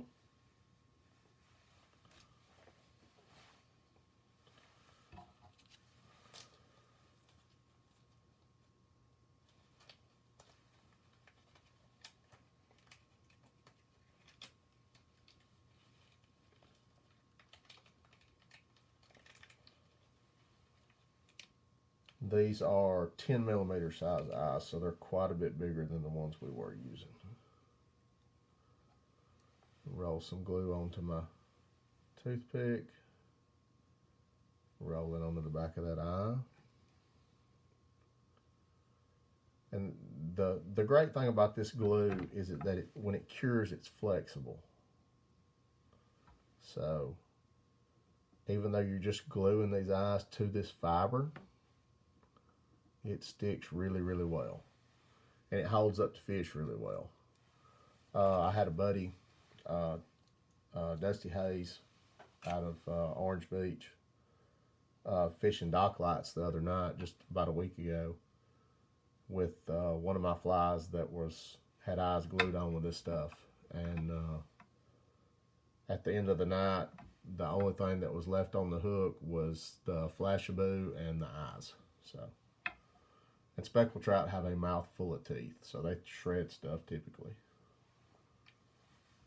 So we'll take it out of the vise. You can move the eyes around a little bit when they're still wet, but I'll pinch them together. It's like I did on the other fly.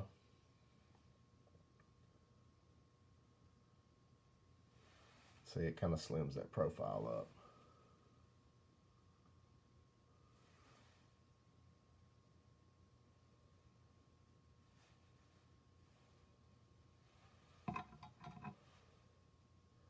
And once again, like on the other fly we tied, I'm going to come in and trim some after I glue the eyes on, because I always see stuff I need to do to these flies. It's just an ongoing thing. Seems like at every step I see some more places that need to be trimmed.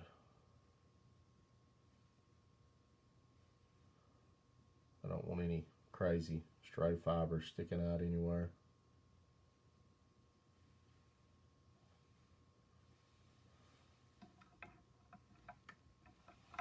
So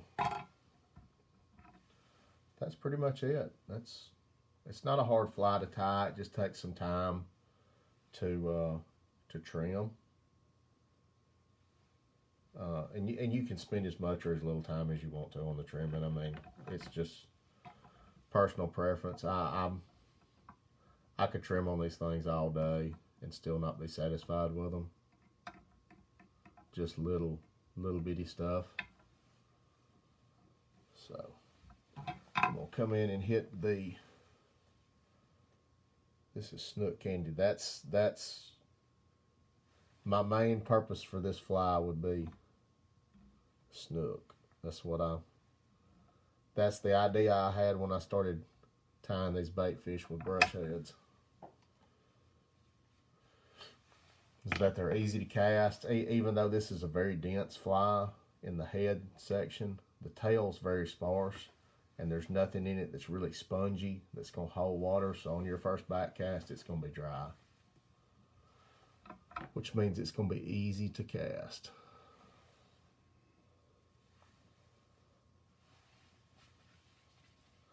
Nicely done. I'm planning on doing more of these as I can. I've enjoyed tying these.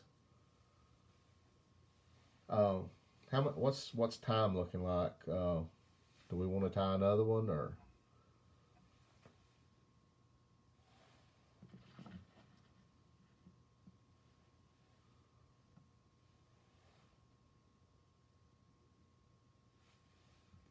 Thanks, I appreciate it. It's fun tying these.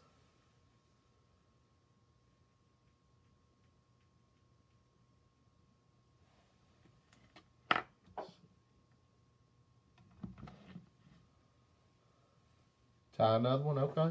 We'll do another one. Let's see what color combos we have we can do. I like this. I really, really like this SA274. That hook's so mean. I'll tie another one on it.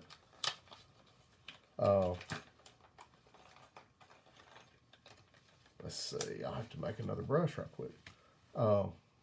I literally stuck a bass in the top of the head with one of these that just rolled on the fly, and it killed him. It was in a pond. It was just fishing in a pond, and I was gonna keep the fish anyway, but he slapped at it, and I stuck him in the top of the head. It was pretty funny. Let's see. I'll lay that aside. We'll make another brush.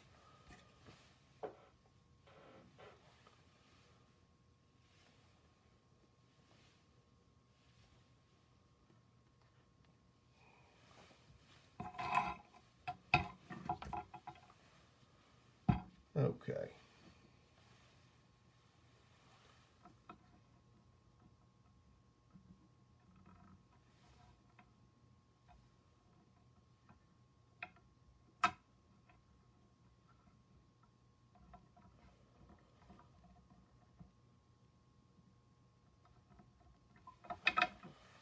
All right. Let me get this trimmed.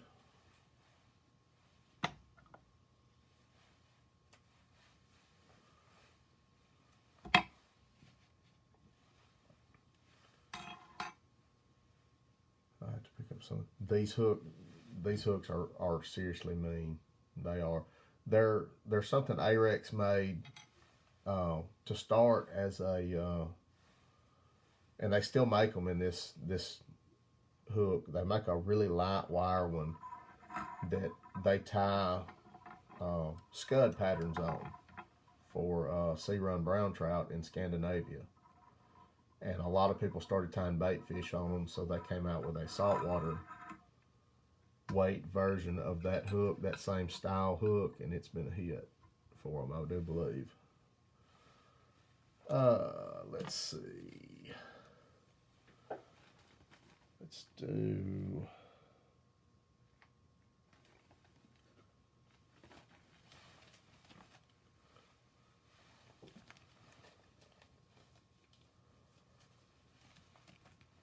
I'll do the 3D Tarpon Streamer once again. Just gonna lay that there till I get the other fibers pulled.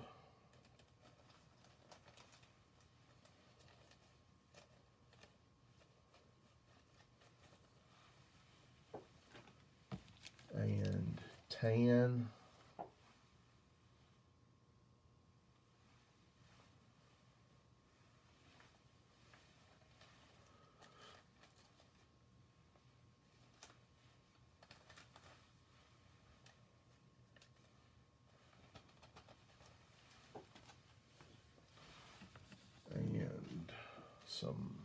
Polar Bear White.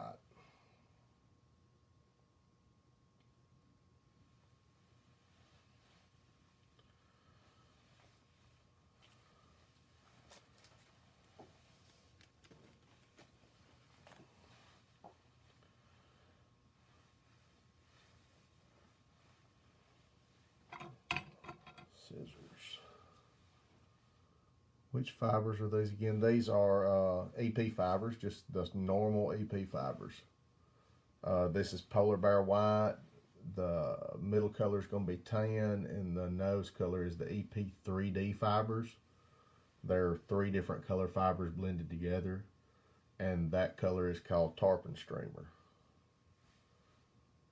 It's Tarpon Streamer's black, olive, and tan mixed together.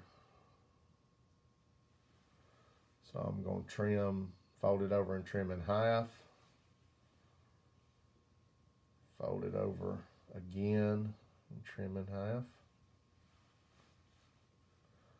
Like I said before, you can make these brushes any width, any color, whatever. This is just my standard baitfish head brush. Fold those fibers in half. Trim. Fold them in half again. Trim.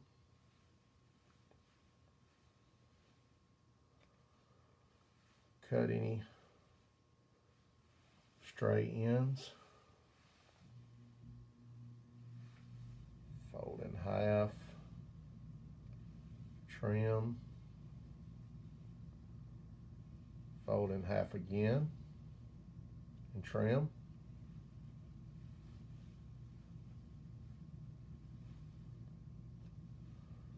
Trim any loose stray fiber ends. Okay. I'm going to start with my white fibers. Pull those apart a little bit. Lay them across my wire on my table. Camera a little bit. You can spread them out as you lay them on the table. Equal amount of fiber on either side of the wire.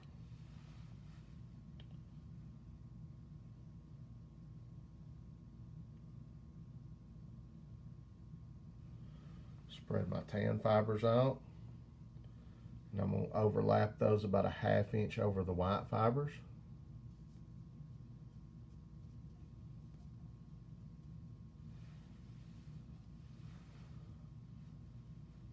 That overlap gives you not such a hard transition line from each color. Would Congo hair from Tower? Yes, absolutely. It's basically the same thing. Congo hair would work fine. I just have never bought any. I've got the fibers we used on the last fly are some that my buddy John Michael made. So they're macrame cord combed out into a fly tying material. Take my Tarpon Streamer color and overlap the tan a little bit with that. And then on this one for flash, we're going to go with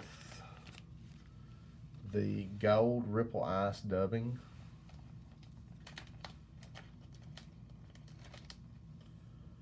And I'm going to go a little heavy on the gold this time. So I'm going to put a good bit. And you're just stacking it right on top of the fibers. There's no real process to it. It's just trying to distribute it fairly evenly across the brush. And I'm going to use the UV Pearl Ripple Ice fiber. And all this is just a larger diameter or larger width flash, not diameter, I'm crazy. This is just a wider width flash than the dubbing, the Ripple Ice dubbing.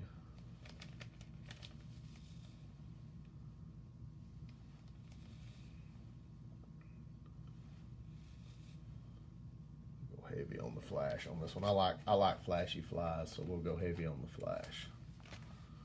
So now that that's arranged like that, take my bobbin of wire and go across the thread post with it. Pinch my tag end and my bobbin wire. Macrame cord is a pain to comb out, but it makes great double. It is. That's my buddy John Michael got all into making materials there for a minute, and he was all about coming out those fibers, and I'm like, buddy, if you want to do it, have at it. So I'm going to pinch both pieces of wire together, lift off the table, go straight back down on my thread post. And you want to always keep tension on this wire or all your fibers are going to fall off. So now that I've done that, I'm going to unlock my vise and start spinning this brush.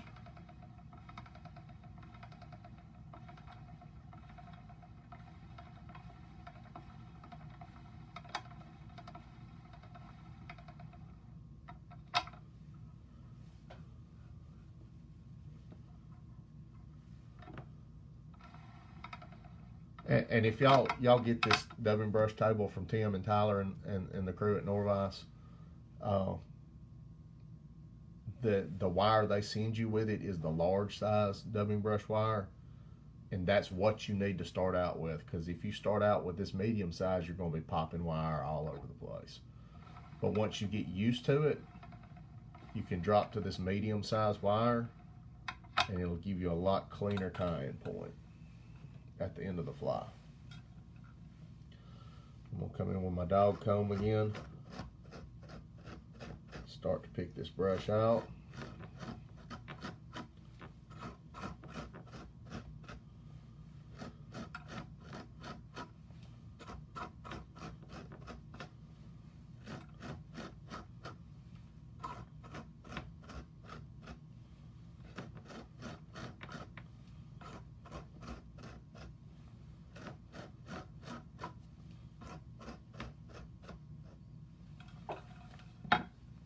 Take a look at the core of the brush, and it's still pretty thick in there, so I'm going to spin it a little bit more.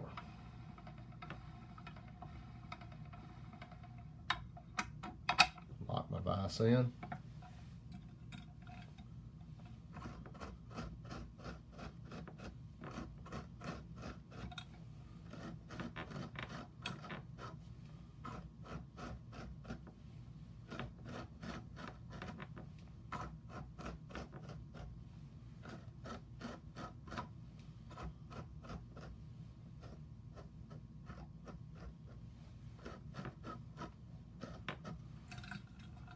That's all there is to making a brush. So I'm going to come in and trim that off, trim that off.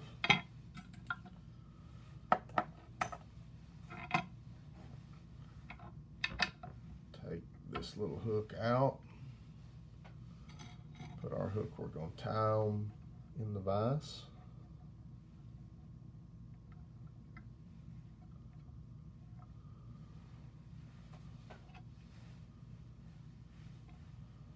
Same thread, I hadn't changed spools. It's still the UTC 210 I started with.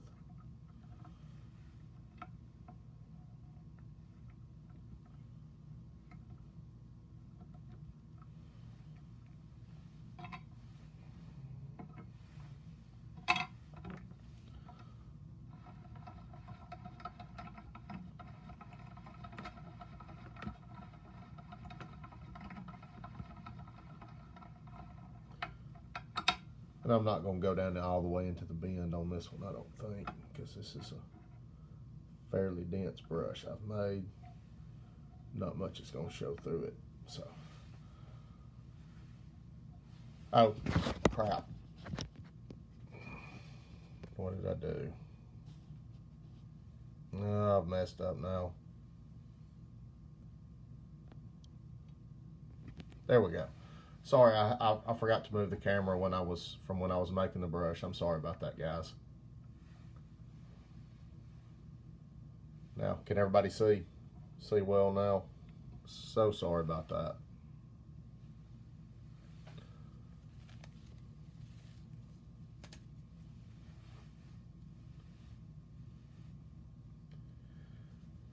I knew I was going to mess up at some point tonight.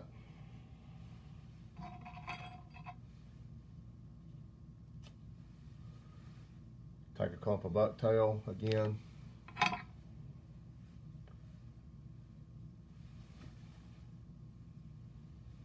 Pull out all the shorts.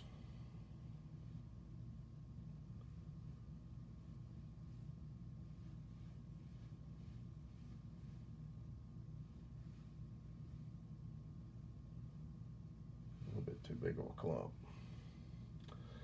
Okay. I'm going to trim my butt ends flat. Come in on top of the fly. Loose wrap, loose wrap. Don't want this to flare out, so I'm just going to loose wrap on it till I get it cinched down. It flared. There we go. It's going to flare a little bit to spite me, but anyway.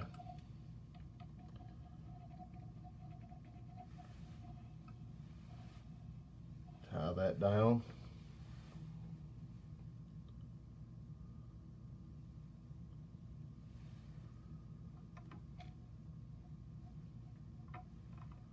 Hit it with some head cement.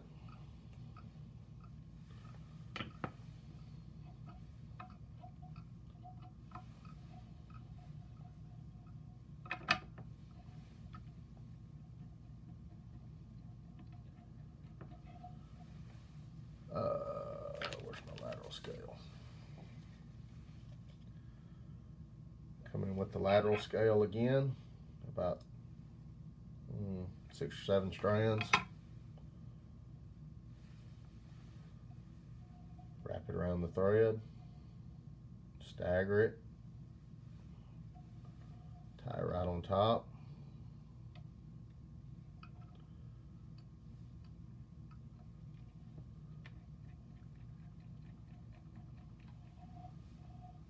So it turns out it's a little bit longer than that bucktail.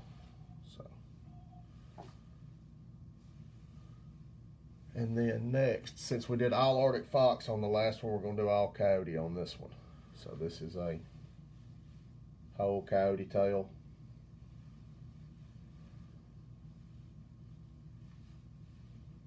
I'm going to take a bunch of fibers. Good sized bunch of fibers from it. Let's see.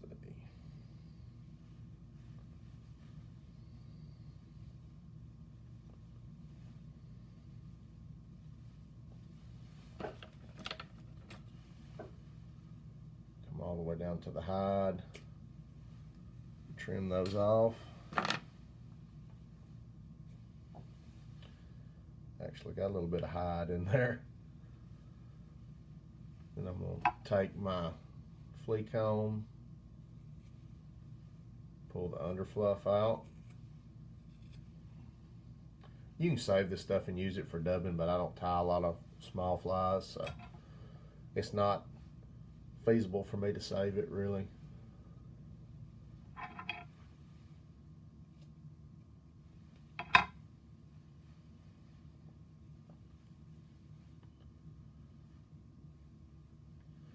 So those fibers are about as long as the bucktail. And the reason I'm just doing one section of each on this fly is there's not as much room on the shank. So you don't have as much room to play with. We'll come right over the eye with the butts of that coyote hair. Loose wrap, tighten down. Several tight wraps. So all the points are towards the eye of the hook. Take this, fold all those fibers back.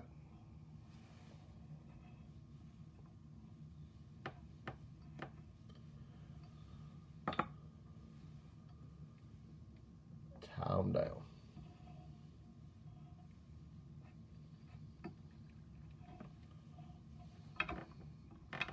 We got good even distribution all the way around the shank. Sometimes I'll get a gap on this side of the fly because I can't see it, but looking at myself on the screen, I can see it pretty good. So then I'm going to take my lateral scale again, a few strands. Let's do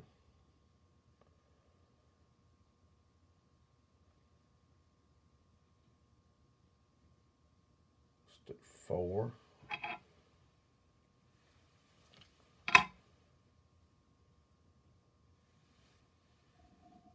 Wrap them around the thread. And then I like to leave them staggered so all the tips aren't the same length. Tie those in on top. And then I'll come to the head of the fly and start building up a ramp of thread to the butts of those coyote hairs, so I'll have a smooth transition for my brush.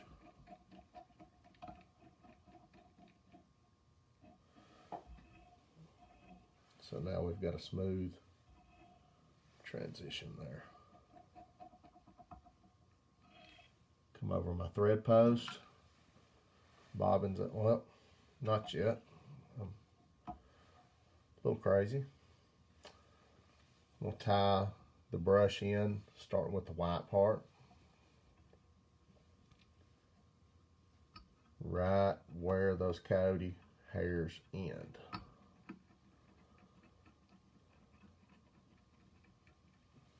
Fold the tag back, tie it down.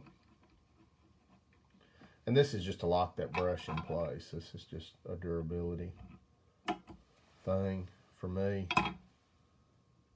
I've had brushes pull out of flies before, and it's not something you want happening to you on the water. Now I'll go across my thread post. Get my hackle pliers, catch the other tag end of the brush, pull my fibers back, tight wraps just right up against each other, all the way to the nose, to the eye of the hook, or the nose of the fly, whatever you want to call it.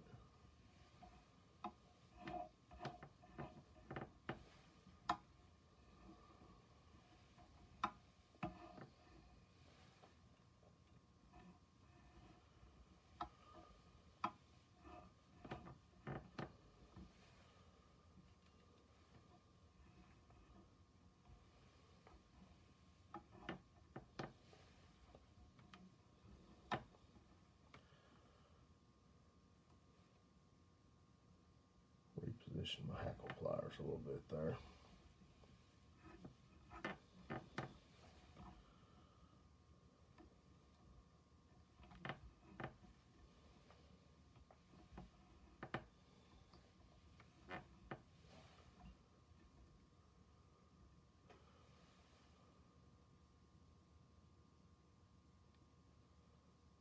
Typical brush, you tie with the Nor-vise brush toe. About how much hook shank do you need to build the head? About a little over half the shank, depending on the hook. On this particular hook, definitely half the shank. And you can tweak that with the length of the brush, but it's just something you have to kind of play with and work out for yourself, I guess. It took me a half a dozen flies to figure it out, maybe. I covered up my wire after I clipped it off, because we don't want any cut leaders or tippets or anything.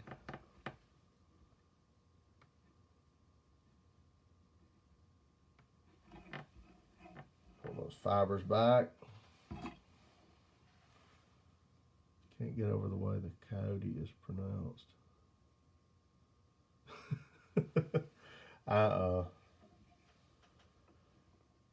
I'm from Alabama, so I say everything kind of funny.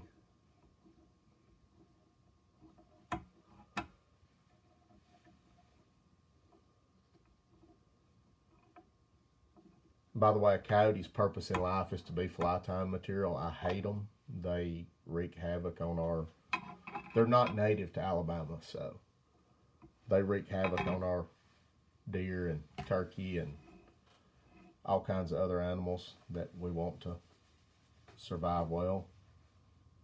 So, thanks for taking time to show us this. No problem. I've enjoyed it. Come back in with my flea comb, pick this out.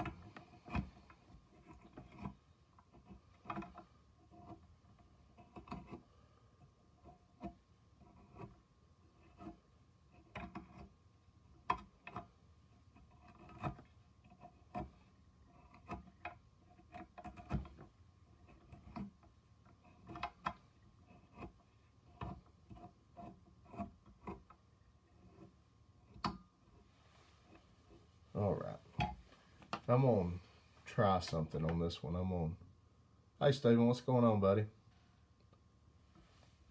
I'm gonna use a little bigger pair of scissors on this one, just for time's sake, and see how it goes. I've used them a couple of times before. They take off a little more at a time, so I may regret using the larger scissors, but we're gonna try it.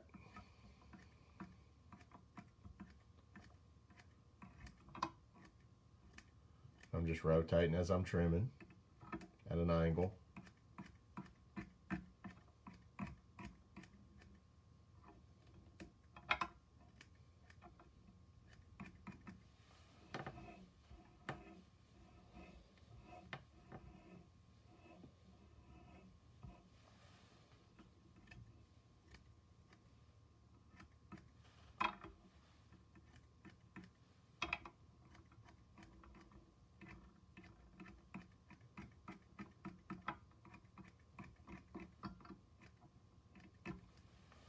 Okay, we got some bulk out of the way there.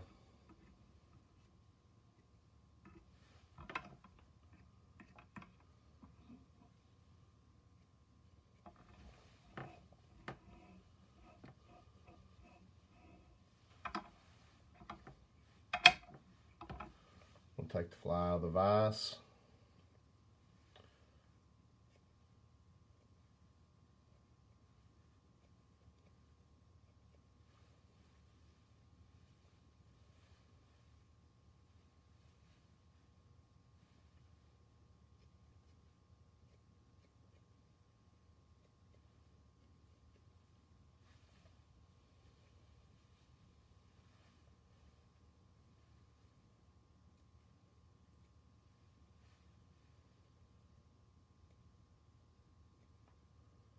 And you can just trim on these till you're satisfied with them. You don't have to trim as much as I do, or I've done a few that I barely trimmed at all.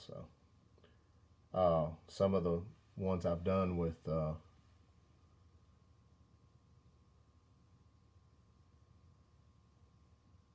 why do you like the copter scissors? I don't actually have the copter scissors yet. These are Dr. Slick's.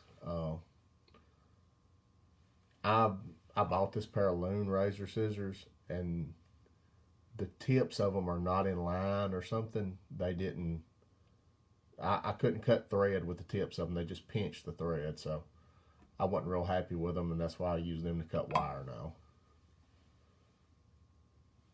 These Dr. Slicks have been great. The copter scissors are expensive, but I've heard nothing but great things about those scissors.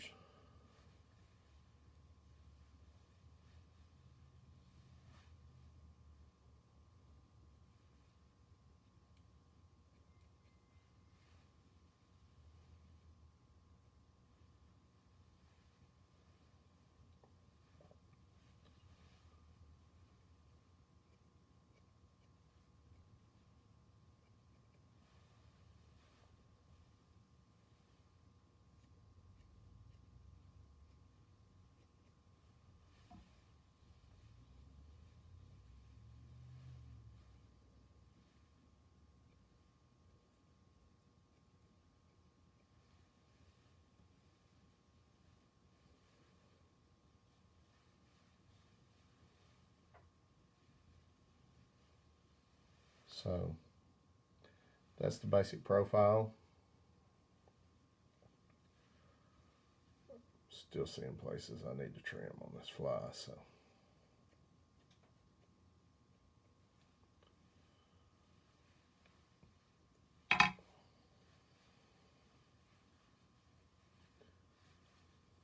I'm gonna go ahead and hit it with the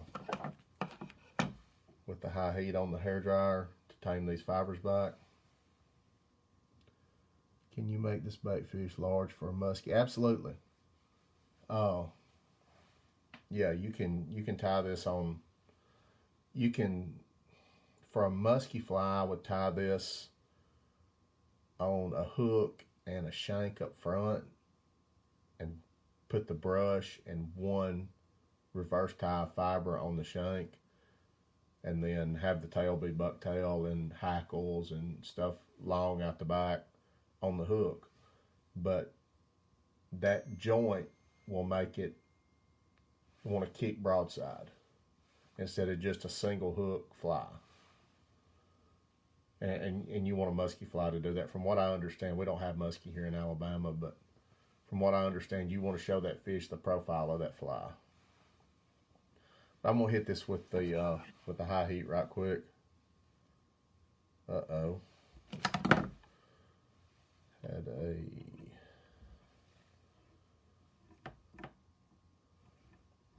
hook finish come loose.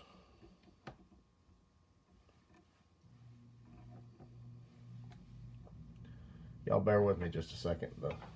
My knot came loose on the. I've done cut some thread here, I suppose. Bear with me for just a second. Let me clean this mess up.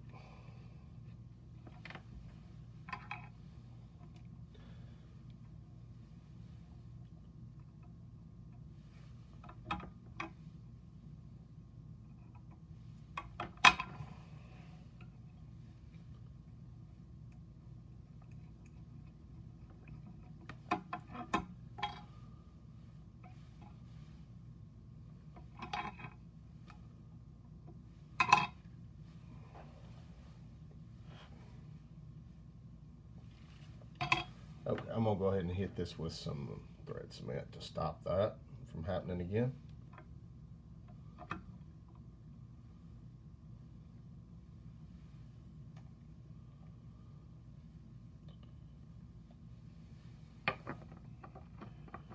And then what's your opinion on using mono thread? Mono thread is not my favorite. It's not going to cover up that wire good. It's that a thread that will spread out and cover that wire up good is essential, because you don't want a tag end sticking out to cut your leader or tip it. I'm going to hit this with the hair dryer right quick on high heat and tame these fibers back.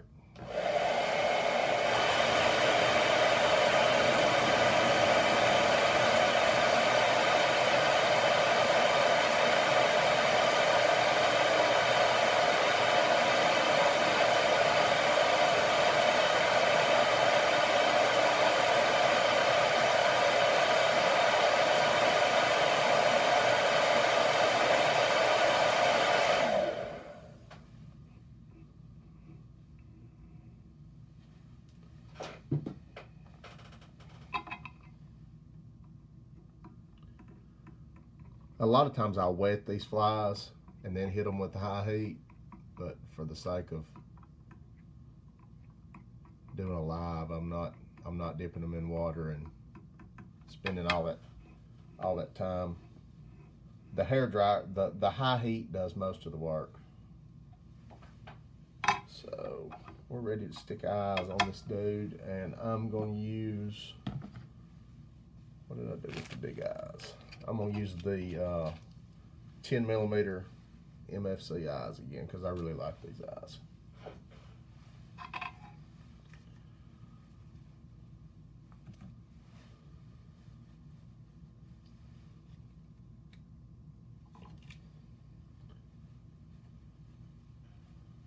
Thanks, Sean. I appreciate it, man.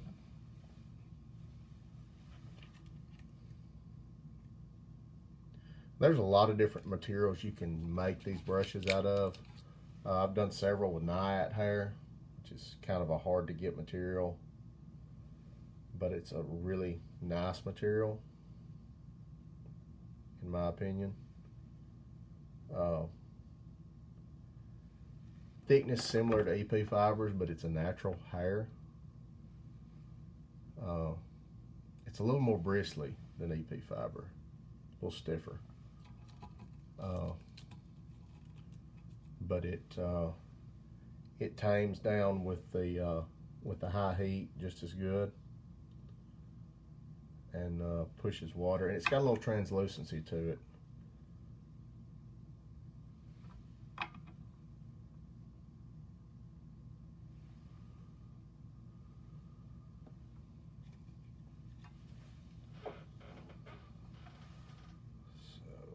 Take this out of the vise, move those eyes around a little bit where I want them.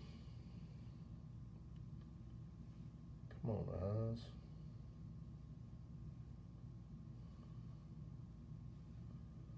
And then I'm going to pinch those eyes to that fly.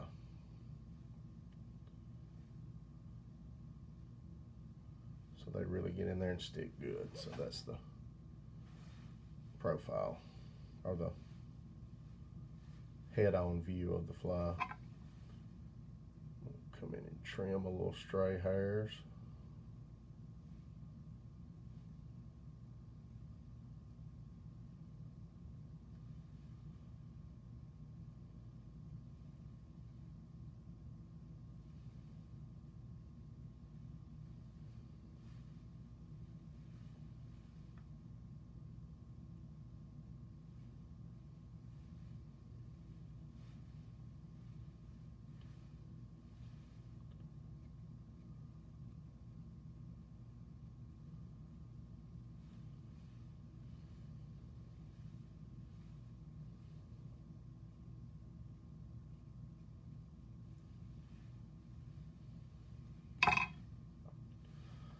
And that's it.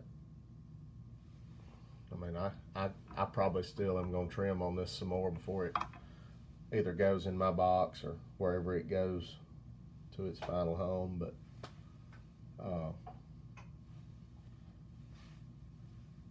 there's the first one. There's the second one. So I hope y'all enjoyed it. It was fun. Does anybody have any questions?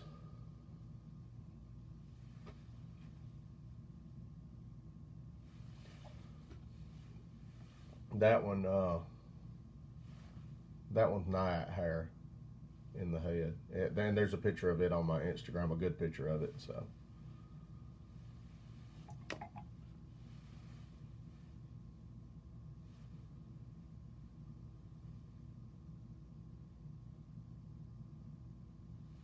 And that's my little dock light size 4. So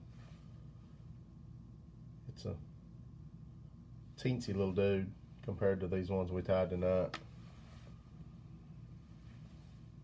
Thanks. I'm glad y'all enjoyed it. I was nervous about doing this, so I'm glad it went fairly smooth.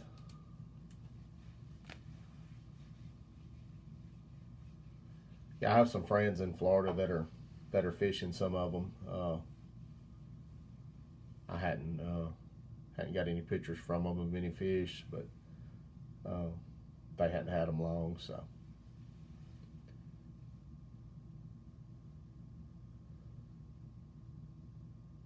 I'm keen to have a go at tying baitfish now. Learned a lot today. Your efforts much appreciated.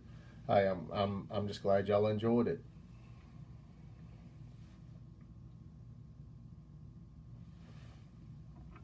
I can't stand it. I've got to trim on this fly some more.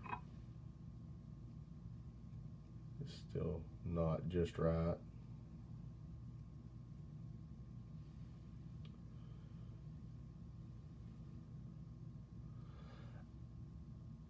You have a pattern materials that sells from old Florida fly shop, right?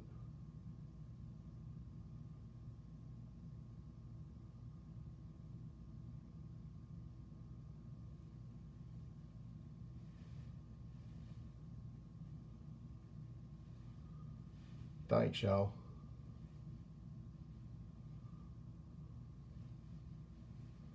Glad everybody enjoyed it.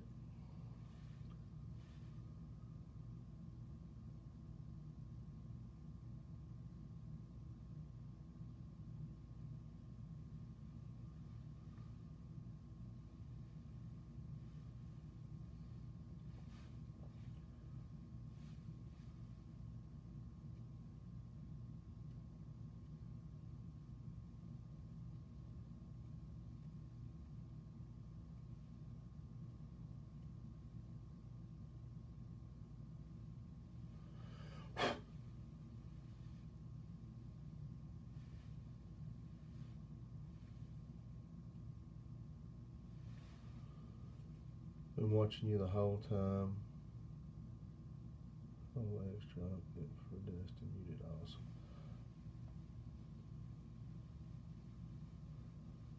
Whole time driving from Dustin. Oh, awesome, man. I appreciate it.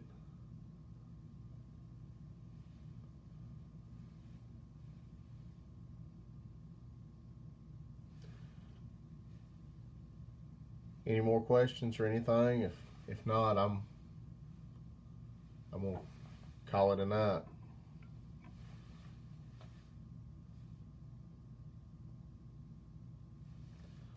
Once again, I appreciate y'all tuning in to watch, and if I missed any questions along the way, I'm gonna go back and review the video when I get a chance and try to answer everybody's questions. So if I missed you, I'm sorry. I will try to get back to you for sure.